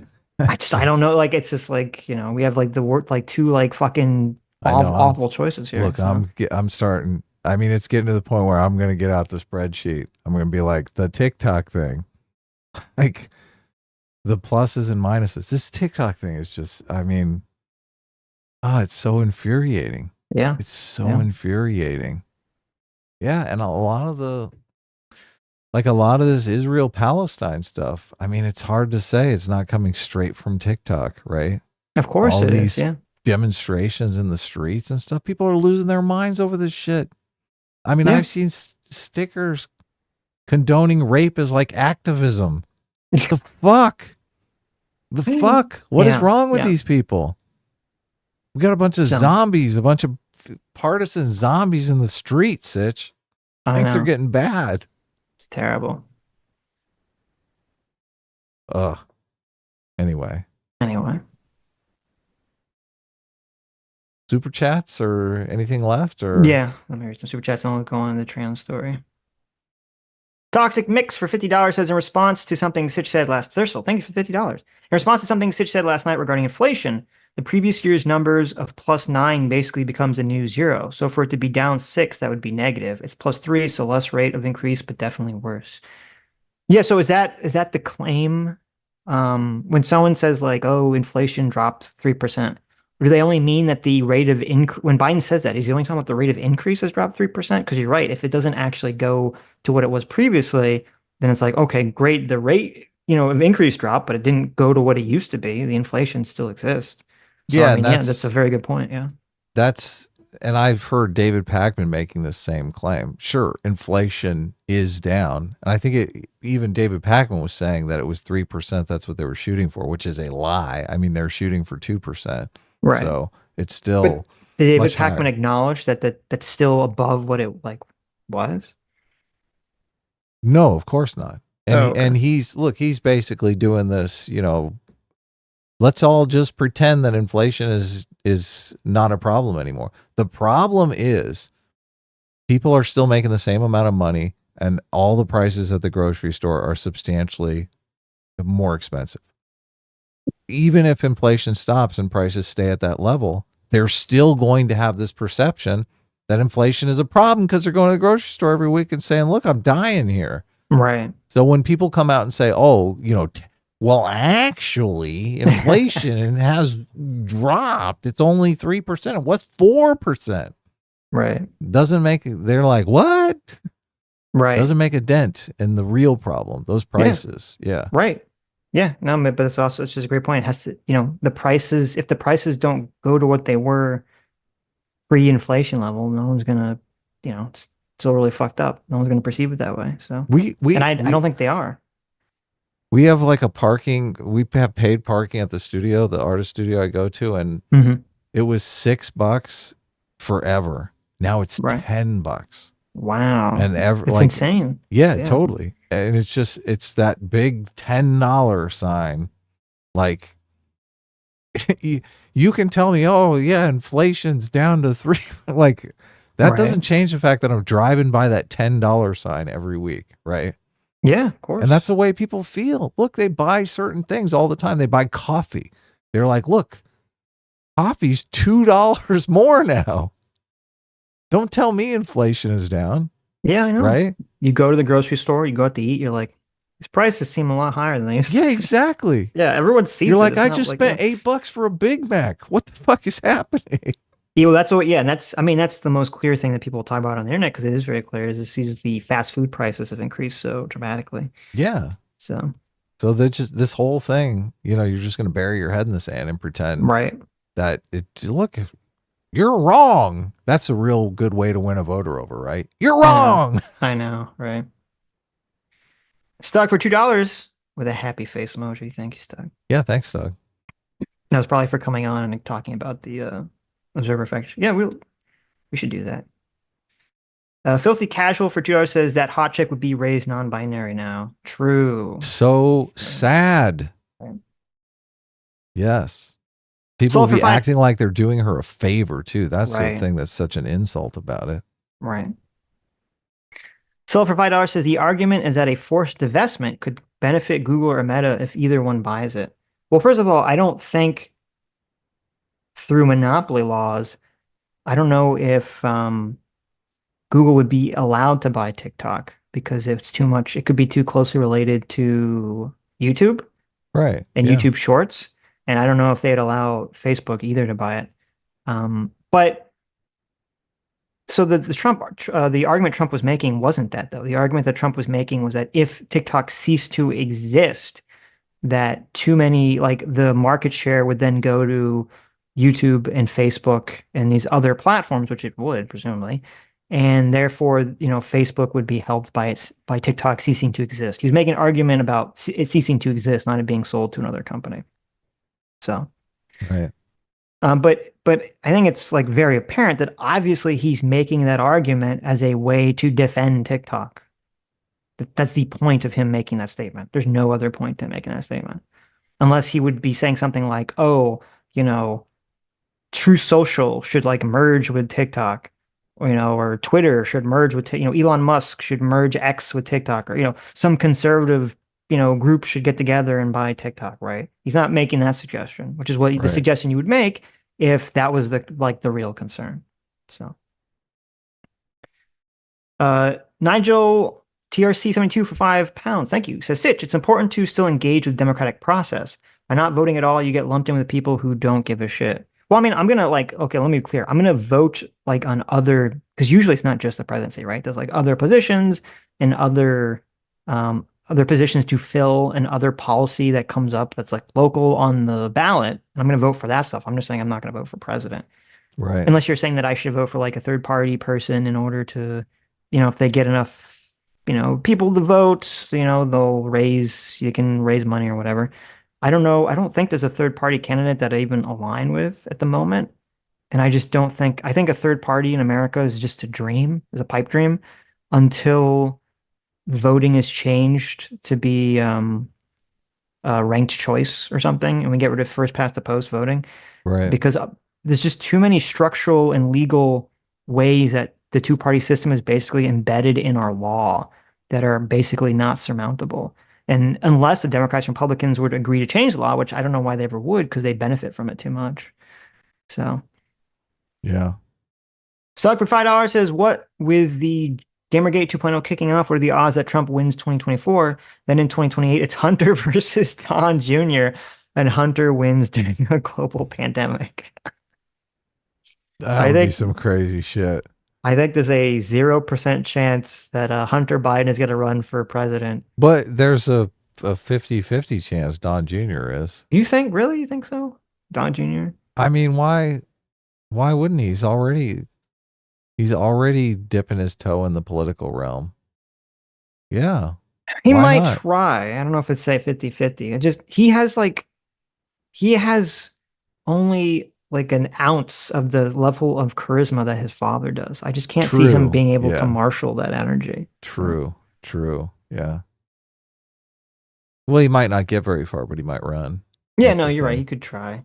Ivanka could probably be president pretty easily. She's pretty charismatic. Well, I think if they were smarter, what they would do, and I don't know if they do this, but if they actually do want to run for politics, which they might not, because they might be able to make money in easier ways, they're outside the public eye than being a politician, would be to run for a local office somewhere, not to run for president. Oh yeah, governor. Yeah, Something be like governor, be a state rep, or even be a federal rep for a state or something. So that's right. okay, let's talk about the Prepping? last story. Oh. Yeah, trans stuff. Prepping, no. What are these other stories? Oh. There was the Israel thing, but we're not got time to talk about that. So Okay. we can talk about that later. This is more interesting, I think. I think it's more interesting, yeah. So this is New York Magazine? Yeah. That So the New York conservative bastion? No. Whoa. It's not conservative? Oh, okay. New York Magazine is not known for being a conservative Okay. bastion. So That was a joke anyway, Yeah. so I figured. right. Okay, so the New York magazine here, they had this very crazy op-ed Right. or article by this woman named Adria Long Chu, who I'm not super familiar with. She is trans herself, so that makes sense why she's writing the article, I guess. I think she's trans. Let me see. It says she's trans, so I don't want to get that wrong. D- Writer, designer, doctoral candidate, and sad trans girl in Brooklyn. Okay, that's how she describes herself. Sad trans girl. Okay. She describes herself as a, yeah. Okay. So she wrote this like totally batshit crazy article called Freedom of Sex, the moral case for letting trans kids change their bodies. Right. Okay, freedom from sex. And let me read you some excerpts here. Okay. One often hears today that gender is a social construct. The idea is sometimes credited in the book Gender Trouble, published in 1990 by a handsome young philosopher named Judith Butler. In fact, sociologists began thinking of gender as a social achievement distinct from sex as early as the 1960s. Hmm. Now, you'll notice she neglected to mention that the real person that came up with the concept of gender was, of course, John Money. John Money, who did his experiments on David Reamer and his brother, where, due to a botched, I believe it was a botched circumcision, he lost the use of his genitals, and thus they tried to raise David as a girl because John Money was basically saying that gender was a social construct, and if you just raise someone as a girl, they'll just think they're a girl and they'll be fine and happy and live like a nice, happy life because it's just all social. And so that's what they did. They tried to transition David into a girl, and it completely didn't work whatsoever. And it was so horrible that he ended up committing suicide because he never felt right, even once he knew that he was really a boy. Crazy. All of this not explained in this article, even though interestingly, she does talk about in this article David Reamer later, but like doesn't address the fact that it kind of disproves the entire concept of gender as being the social construct. So. But Right. anyway, so then she goes on to complain about how there's all these right-wing bills across the country, which she describes them as, of course, as attacking trans kids. And she says, the left must reckon with its part in this. It has hung trans rights on the thin peg of gender identity, a concept clumsily adopted from psychiatry and strongly influenced by both gender studies and the born this way tactics of the campaign for marriage equality. This has won us modest gains at the level of social acceptance, but we have largely failed to form a coherent moral account of why someone's gender identity should justify the actual biological interventions that make up gender affirming care. If gender really is an all-encompassing structure of social norms that produces the illusion of sex, critics ask, why would the affirmation of someone's gender identity entail a change in their biology? So that's actually a good question, right? Sure. Like, if gender really is this social thing, why do you have to change your biological aspects of your body and your sex? Yeah, you don't. Right. So this person has correctly identified a core flaw in the argument. But what do they suggest to fix this? As a result, advocates have fallen back on the clinical diagnosis of gender dysphoria, known until about a decade ago as gender identity disorder, defined as a distress felt as the incongruence of gender identity and biological sex. The idea that trans people fundamentally suffer from a mental illness has long been used by psychiatrists to describe who qualifies for transition-related care and who does not. By insisting on the medical validity of the diagnosis, progressives have reduced the question of justice to a question of who has the appropriate disease.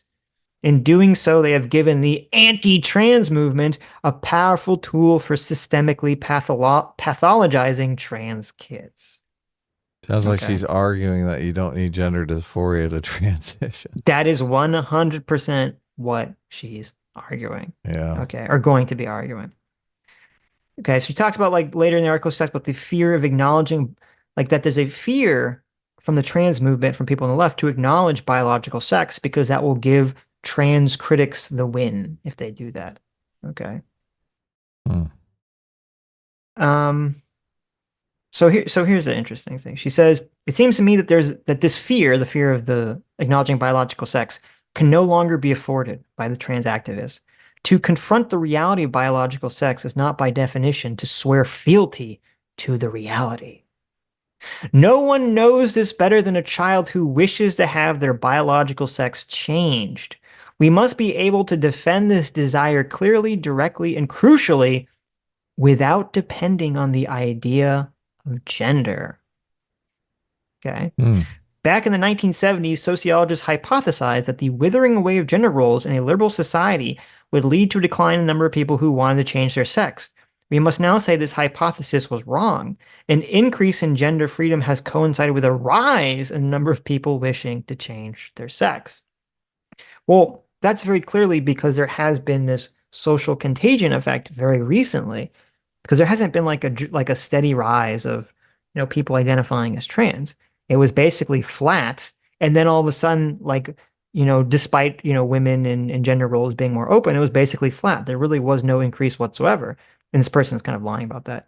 And then once there was this craze that started to come, a few years ago, all of a sudden you see this explosion in the numbers, right? Because it's Right. obviously a very socially contagious attitude that's being formed on Social places like media. TikTok. Yeah, social media has played a huge role in this. Yeah. Yes, of course. So then she says, there are three anti-trans groups, okay, in the country. Who do you think the three groups of anti-trans people are in America? The She's gonna tell. Republicans. Okay, that's number one. The Republicans and specifically like the religious far right. Yes, I'm on a roll. you got it. Yeah, the Christians. Right. That's all number one though. So who's number two? Okay. Yeah. Number two. It's a group of people. Yeah, like who's like another group of people that's like that they would consider very anti-trans.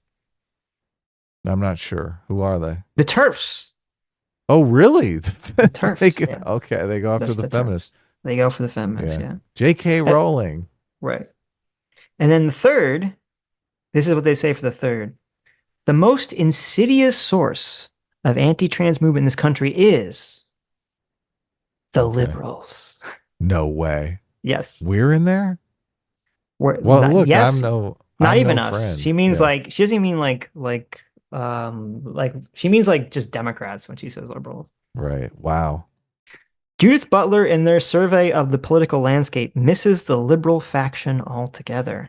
I suspect this is because the anti-trans liberal sees himself, so they say himself instead of themselves, as a concerned citizen, not an ideologue. He is neither radical nor a feminist. He is not so much a trans exclusionary as he is broadly skeptical of all social justice movement. Wow. He is a trans agnostic reactionary liberal, which I'm calling a tarl. You like that? Trans agnostic reactionary liberal.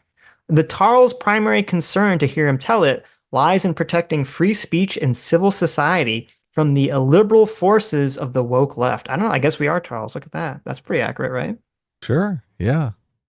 Which is forcing the orthodoxy of gender down the public's throat and viciously attacking anyone who dares to ask questions, is trafficking in censorship, intimidation, and quasi-religious fanaticism. So, I mean, that's pretty accurate. Yeah. Okay. That's I guess we're tarls, everybody. That is exactly what's going on. Yeah. On trans people themselves, the tarl claims to take no position other than to voice general empathy for anyone suffering from psychological distress or civil rights violations.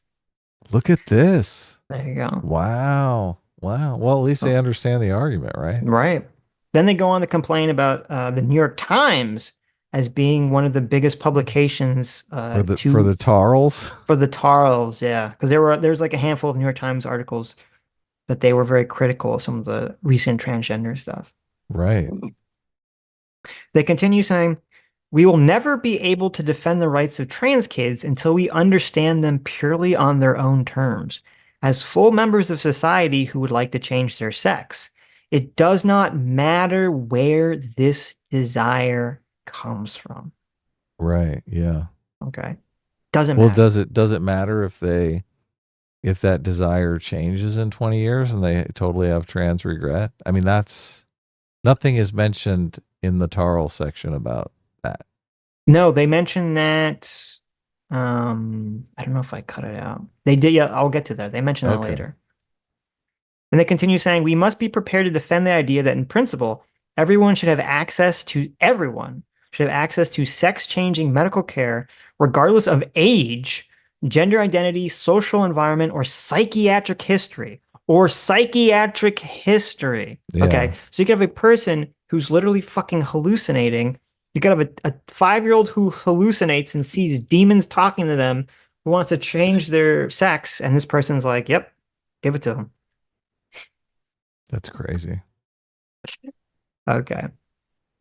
So then they say that they try to say that this should be a new universal birthright, the freedom of sex.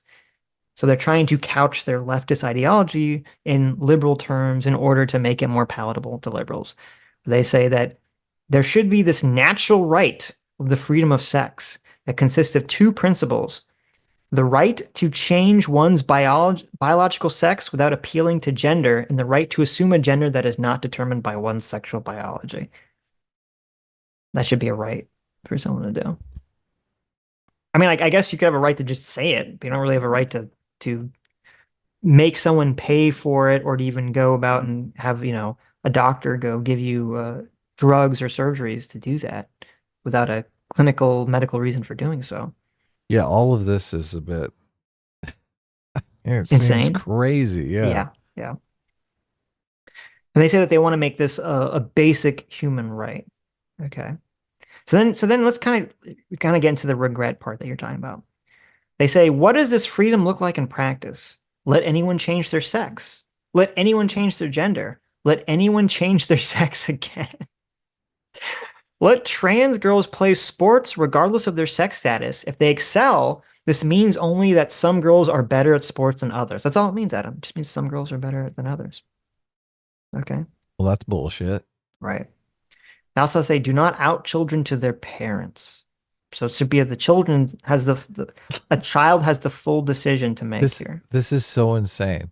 Like you have the right to do this, but your parents can't find out about it. It's like, what is happening? Yeah. How is that logistically feasible? It's not. Yeah. It's not. And the last part I'll read is pretty wild. They say, freedom of sex does not promise happiness, nor should it. It is good and right to advocates to fight back against the liberal fixation on the health risk of sex changing or the looming possibility of detransition.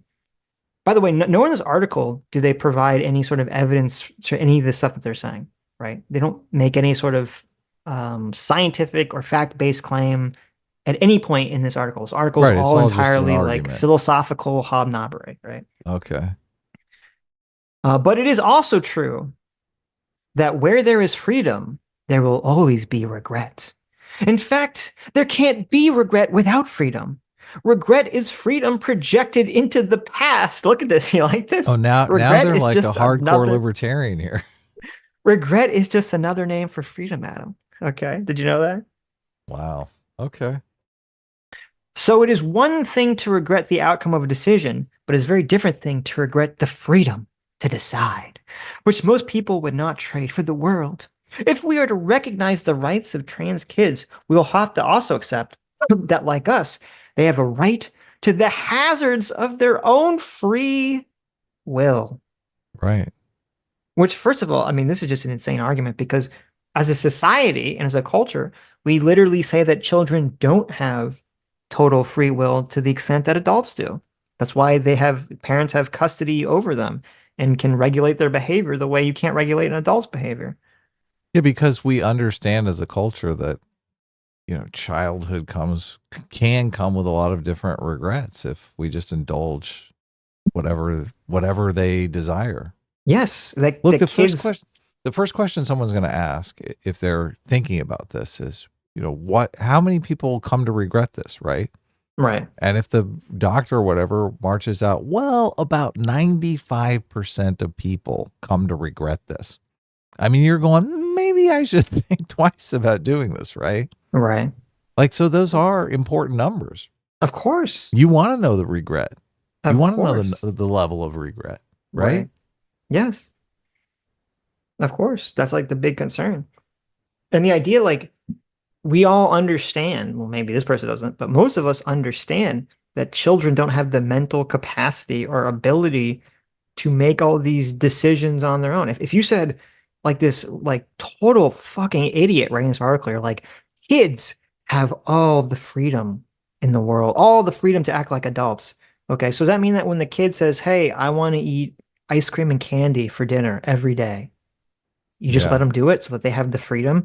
And then 10 years later, when they're like diabetic and fat and totally unhealthy and they're dying and and they're like, Mom, Dad, why did you let me like poison myself and eat so unhealthy as a child? You basically let me destroy my body. The parents say, listen, we gave you the freedom.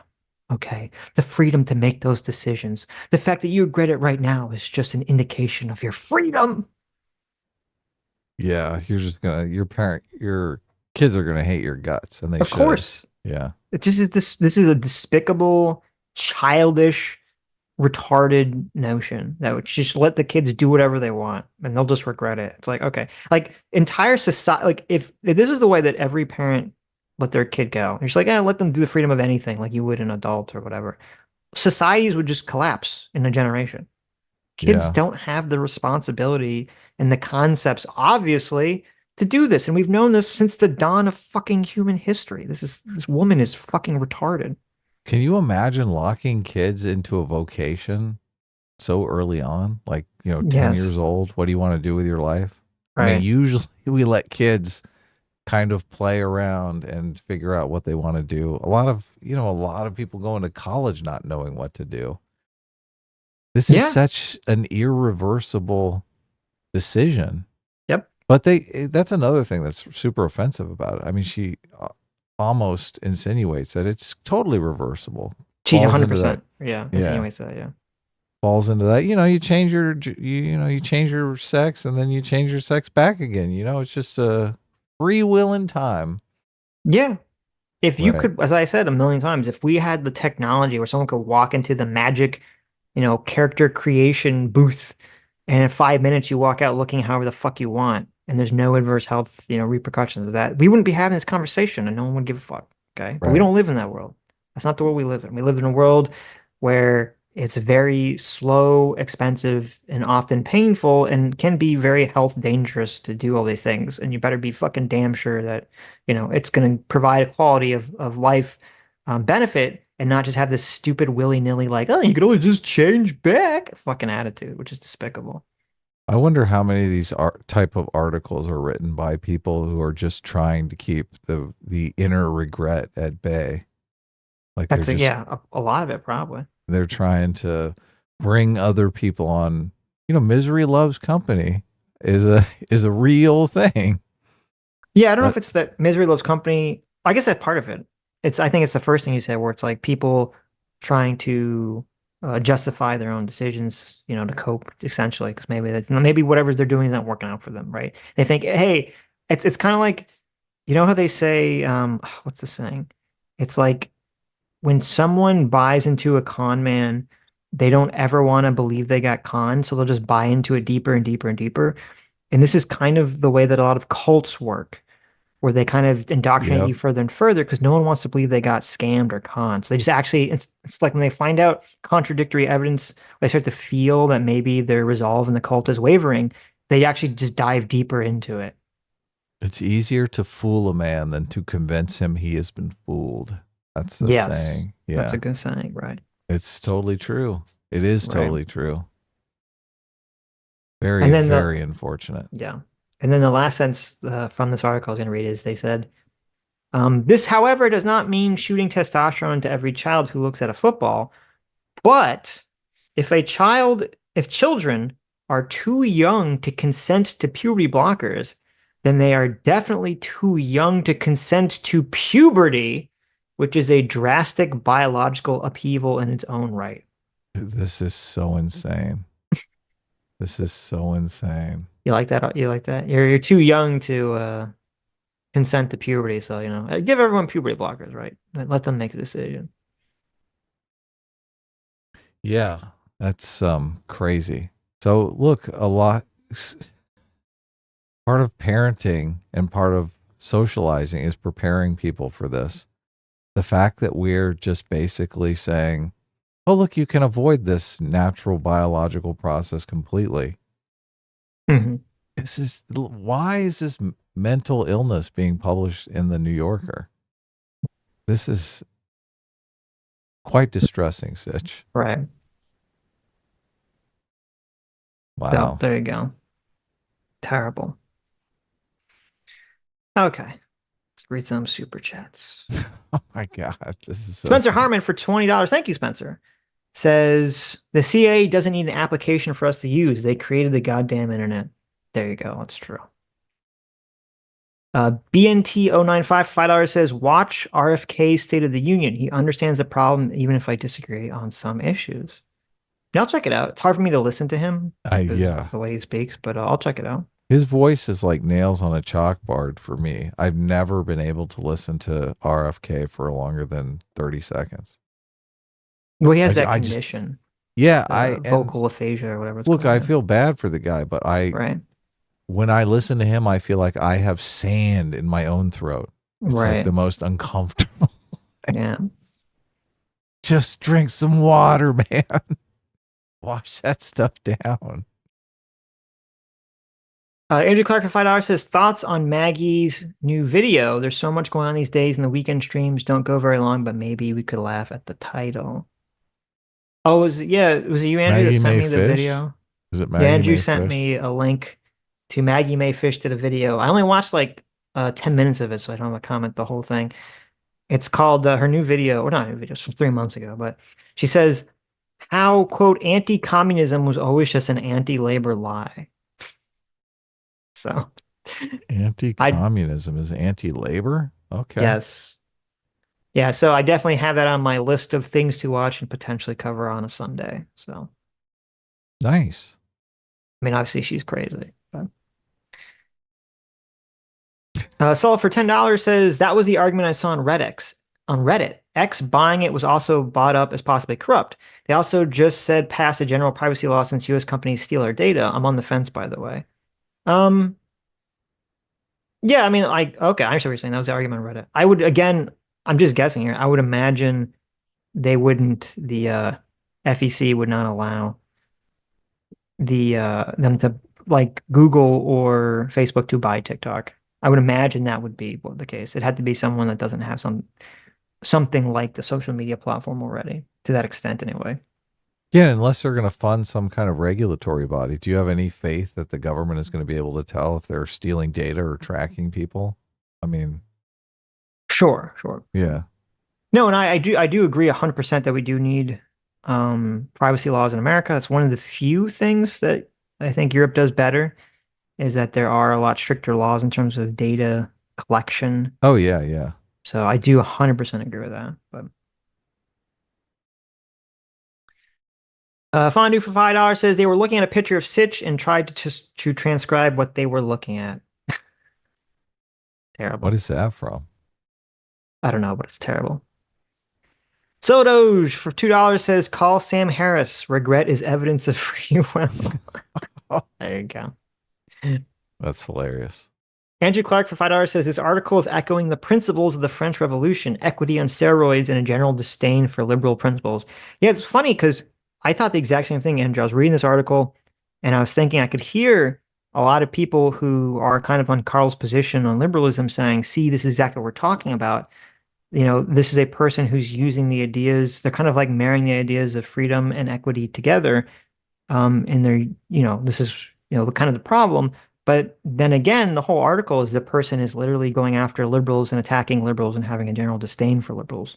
So while I do agree that criticism exists, that people do making this marriage of freedom and equity and all this other shit, it just to me seems to be very, as evidenced by its own article, very anti-liberal. It's an anti-liberal idea. Yeah, it's a socialist idea. Does liberalism offer you freedom from like bodily functions? Did the liberals come out and say, look, if you don't like puberty, you don't have to go through puberty? Like what? Sitch, what? Mm-hmm. This is just bonkers. It's just insanity. Sketch for $5. Sketch for $5 says, want to know how skewed men and women's sports are? In 2016, as a college junior, I could swim a 200 free faster than the women's Olympic record. Yeah. No, the disparity is massive in a lot of these sports. So that's why it's a ridiculous argument. They don't look. Actual facts have no impact on these people at all. Right. Solid for $5 says, if you had a kid that wanted to socially transition, how would you handle that? Ooh, that's a very difficult question. Me, I would tell him no way. What are you talking about? If it was my kid, I'd pull him out of school. And I would make a big stink about it. I would let everyone know that the school wants to trans your kids. Well, first I would go full nuclear. My concern with going full nuclear right off the bat would be that I feel like it depends on your kid, obviously, but a lot of kids just doing that will make them go further in that direction, right? Because a lot of kids just do the opposite of what their parents want.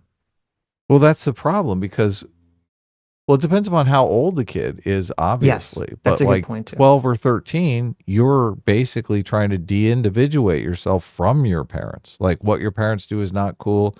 You want to do what your friend group does, which is the problem because your whole friend group is like, we want to be trans. Right. So, you're going to be trans to fit in with your friend group. Yeah. Because TikTok and China wants to make half of America trans. It's like, this is so, like, it's insane that people don't realize this. Like, how ineffective is our society going to be if China can make 50% of our young people trans? Right. Like, that's not going to work very well. That's a catastrophe. And right now, China is dealing with a giant demographic problem because they did this catastrophic one-child policy. They thought, look, we're going to starve if we don't stop having kids. America went the opposite route, got out of it through technology and continued to have kids. But China's like, we need to catch up. How do we get America's birth rates in line with our birth rates? Right. I know. Let's create an app that turns all of their kids trans. They could all sterilize themselves at puberty.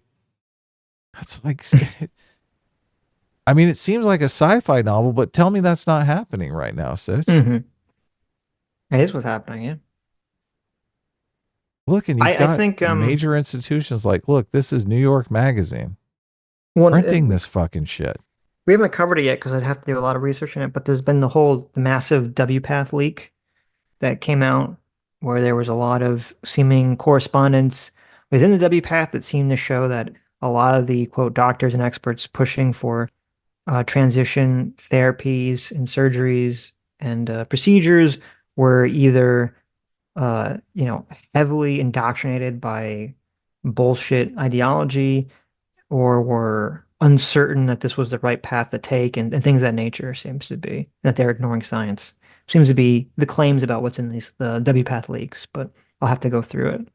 I'm going to do a video out on some point. All of this is just old-timey religion. America has just a religious hunger. Yes. That is being satiated right now by this gender ideology. The people who don't realize that, they're got their heads buried in the sand. Right. This is how these people, this is their fight. This is how they proselytize. Yeah. It's insane, but I mean, I think religion, I think a belief in God is kind of out there. So, right. But I know, just as a rational human being, that belief in God has a lot of social benefits. Belief in this stuff, I mean, tell me, where's the social benefit in this? Tell me. Name one. Name one social benefit that this has. It doesn't. It doesn't. Yeah. It's zero. Right. Yes. Well, the idea is it's supposed to have a social benefit for the people that are suffering from gender dysphoria. Not if they're wrongly diagnosed. Look, yeah, of course, obviously. What teenager isn't depressed? I know. That's the problem. Look, every single teenager, I was completely depressed and at sometimes suicidal and many times in my 20s. Like, what person doesn't go through that, right? And it's just it's insane to think, look, if you're depressed, here's the answer. You're transgender. It's like, Right. what? 100%. Yeah. What?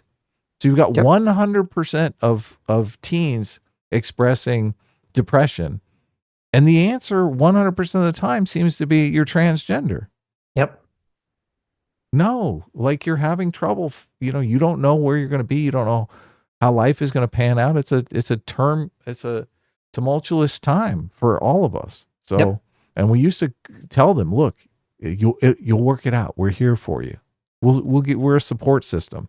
Now it's like, look, the transgender, the activists, they're like, we're the support system, right? Mhm. It's fucking diabolical. This stuff drives me insane. Yeah, the only thing I guess I would say to answer the original question would be, I mean, I wouldn't let them do it. I think the way I would go about it, depends on the age, depends on the disposition of the kid. Um, I would assume that a child I raised, I would be raising them to try to be, autistically logical and deconstructive the way that I am, and I try to work through with it first, depending on whether they have the capacity to do so. Like, why do they feel this way? Why do they think they feel this way? Are their friends doing this? Is it like popular? What do they actually feel? What do they feel uncomfortable about? I would first try to work through with them, like to see what's actually going on with them, first. And then if that didn't work, I would still at the end of it just be like, no, I'm pulling out of school. I'm just not. I wouldn't let them do it because I just don't. The problem is I just don't trust any of the medical community at the moment to make any sort of accurate, diagnosis on any of this stuff at the moment. They're just so Yeah. untrustworthy at the moment. So And unfortunately, they're the ones wearing the white lab coat, and everyone is, Yep. saying they're the authority on this. right, We're right, stuck in like this weird Milgram experiment. yeah, yeah, Yeah, I guess I would talk to the kids specifically because I would assume, like, if you're turning to this, it's because you're experiencing depression or anxiety, and I would try to point out that there's lots of areas that depression and anxiety could be coming from, and just reason through with them why this this probably is not what's causing the anxiety. It's probably something else. I've also had some success because I have talked to people about this, and a lot of these people are virulently anti-religious because they think religion is obviously anti-LGBT, so they hate religious people. And a lot of them know all the arguments against religion. So, they're used to saying, when religious people say, oh, I just feel God in my heart, right? hmm That's so I have had some success saying, well, what is different about the transgender stuff? Like, what is different? If a religious person comes to me and says, look, I just feel God in my heart, and that's how I know he exists. Like, how is that different than the argument that you're making that you just feel that you're the opposite sex? Like, what? I mean, obviously you wouldn't let a religious person just say that. You'd ask them for physical evidence, right? What is, Right. where is God? Show him to me. You have all these arguments. Like, just take all those arguments and superimpose them onto the gender No, that's a good thing. point. Yeah, why? Like, you wouldn't say like, oh, a kid, if they say that they feel the power of some Deity, yeah. of some deity inside them should be able to, do severe surgeries to their body, right? Yeah, You would exactly. never, as a society, say, okay, well, that's fine. But then if they do this gender thing, suddenly, because Suddenly it's it's, okay. Yeah, suddenly exactly. it's okay. Yeah, it's Yeah. a totally ridiculous idea. Right, yeah. So, Yeah. and if you had, look, and you understand, like, you're against conversion therapy, you understand just because a guy in a white lab coat comes in and says, look, we can take the gay right out of you scientifically. You're like, you're ready for a huckster, right? You understand that you're going to question him in great detail. Well, you need to do that same exact thing with this. You can't turn Mhm. off your reason faculties just because it's something that you want to believe. That's the Right. problem. Yeah. So you can try that. Okay. Let's see. Stella for $2 says Twitter owned Vine, the precursor to TikTok. Yeah, they did. I think that was, when was that? Like 2012 or something. And that was before, and I'm assuming, because then when Vine went out of business, I'm assuming that was all before Twitter started doing video. So it'd probably be too like something that say, oh, well, these are very separate. Nowadays, it seems like all the social media companies are trying to all basically have the capacity to do everything. So I think that would, I'm just guessing here, but I would assume that that would play into some sort of discussion about whether it's a monopoly or not. You know, like if Twitter, I would imagine, I could be wrong, but I wouldn't think Twitter would be able to just buy TikTok because it would be too close to what Twitter already is. So, but I could be wrong. I don't know. It is an interesting question. Fondue for $2 says when they were talking about anti-woke liberals. That's true. That's true. Talk about us. Oh yeah. Naxos for $5 says, I'd love to come on someday and make a case as to why I believe you should treat male and females transitioning with very different standards. Well, I think I know the argument already. What's the argument? Well, there's been autogynephilia has been studied tremendously, and Oh, right. only males experience autogynephilia, and women don't experience autogynephilia. So, Mhm. yeah. Look, I'm a human being. I like to have sex. I know it's like fun to get off. Like imagine if you're the only way you could get off is imagining yourself as a woman, right? Right. Like you're not gonna not do that because it's a taboo, right? Mhm. So, I mean, I'm sympathetic to that. I do still think there are a lot of people who are being misdiagnosed. I Women agree. are also far more susceptible to social contagion. That's why the anorexia numbers are through the roof. Like, you know, their male friends are not getting anorexia. Their brothers are not getting anorexia, right? Right. Yeah. What was I? So if $5 says, what if it was a 4 or 5-year-old and it wasn't due to school? Would you punish them? I wouldn't punish them. I just wouldn't. I mean, if it was a 4-year-old, I don't know if you could have a conversation adequately with a 4-year-old to figure out what's going on there. I wouldn't punish them, but I wouldn't let them do it.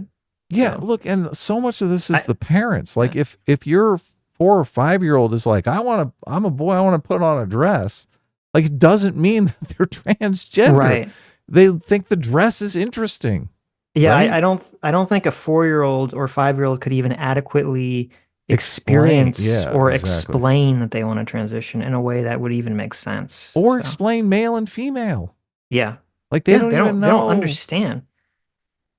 They don't When I was understand any 4, of that stuff. when I was 4 years old, I thought Michael Jackson was a girl because he had long hair and Yeah. looked effeminate. Okay, so I just, I wouldn't punish him, but I'd be like, what? I'd be like, okay, well, I mean, like, you can, if you want to like put on a dress because you think it looks cool or whatever, I guess you could do that. But I'm not gonna let you like wear a dress all the time. I'm gonna say like, listen, boys don't wear dresses.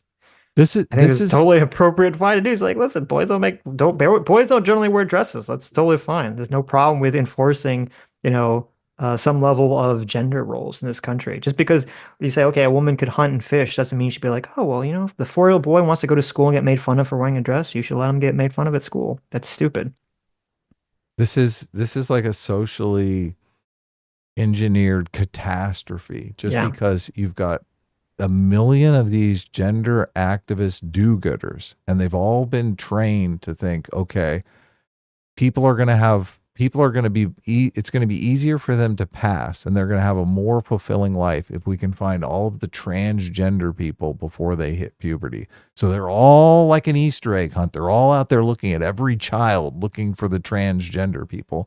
And they're just getting massive false positives. It's like one kid looked at a dress with some interest, and all of a sudden it's like, oh my God, it's a transgender person. I can save them. So they're going to swoop in and save them. Yep. But it's just bad. This is bad. They think they know, they have this zealotry about them. They think they know what they can't possibly know. True. Yeah. Solo Doge for $2 says, shout out to new Doomer video. Oh, really? Oh, nice. Look at that. Doomer uploaded a new video called Vosh is Unironically Evil Post Commentary. So there you go. Really? Check it out. Okay. Yeah. Awesome. I'll watch that later today. It's on his main channel, Doomer Media. Sweet. Andrew Clark for $5 says, FYI, we get freedom of religion beliefs from Voltaire. France went full anti-theist instead. The article feels anti-theist to me. How about you guys? That's how it feels. I agree. Yeah. Yeah. Andrew Clark for $5 says, Voltaire argued in favor of the practical benefits of religious beliefs, but was critical of the despotic nature of the church. I mean, Yeah. it sounds Well, like I that. agree with that. Yeah, it sounds like that's exactly how I feel. So I'll have to check out Voltaire one of these days.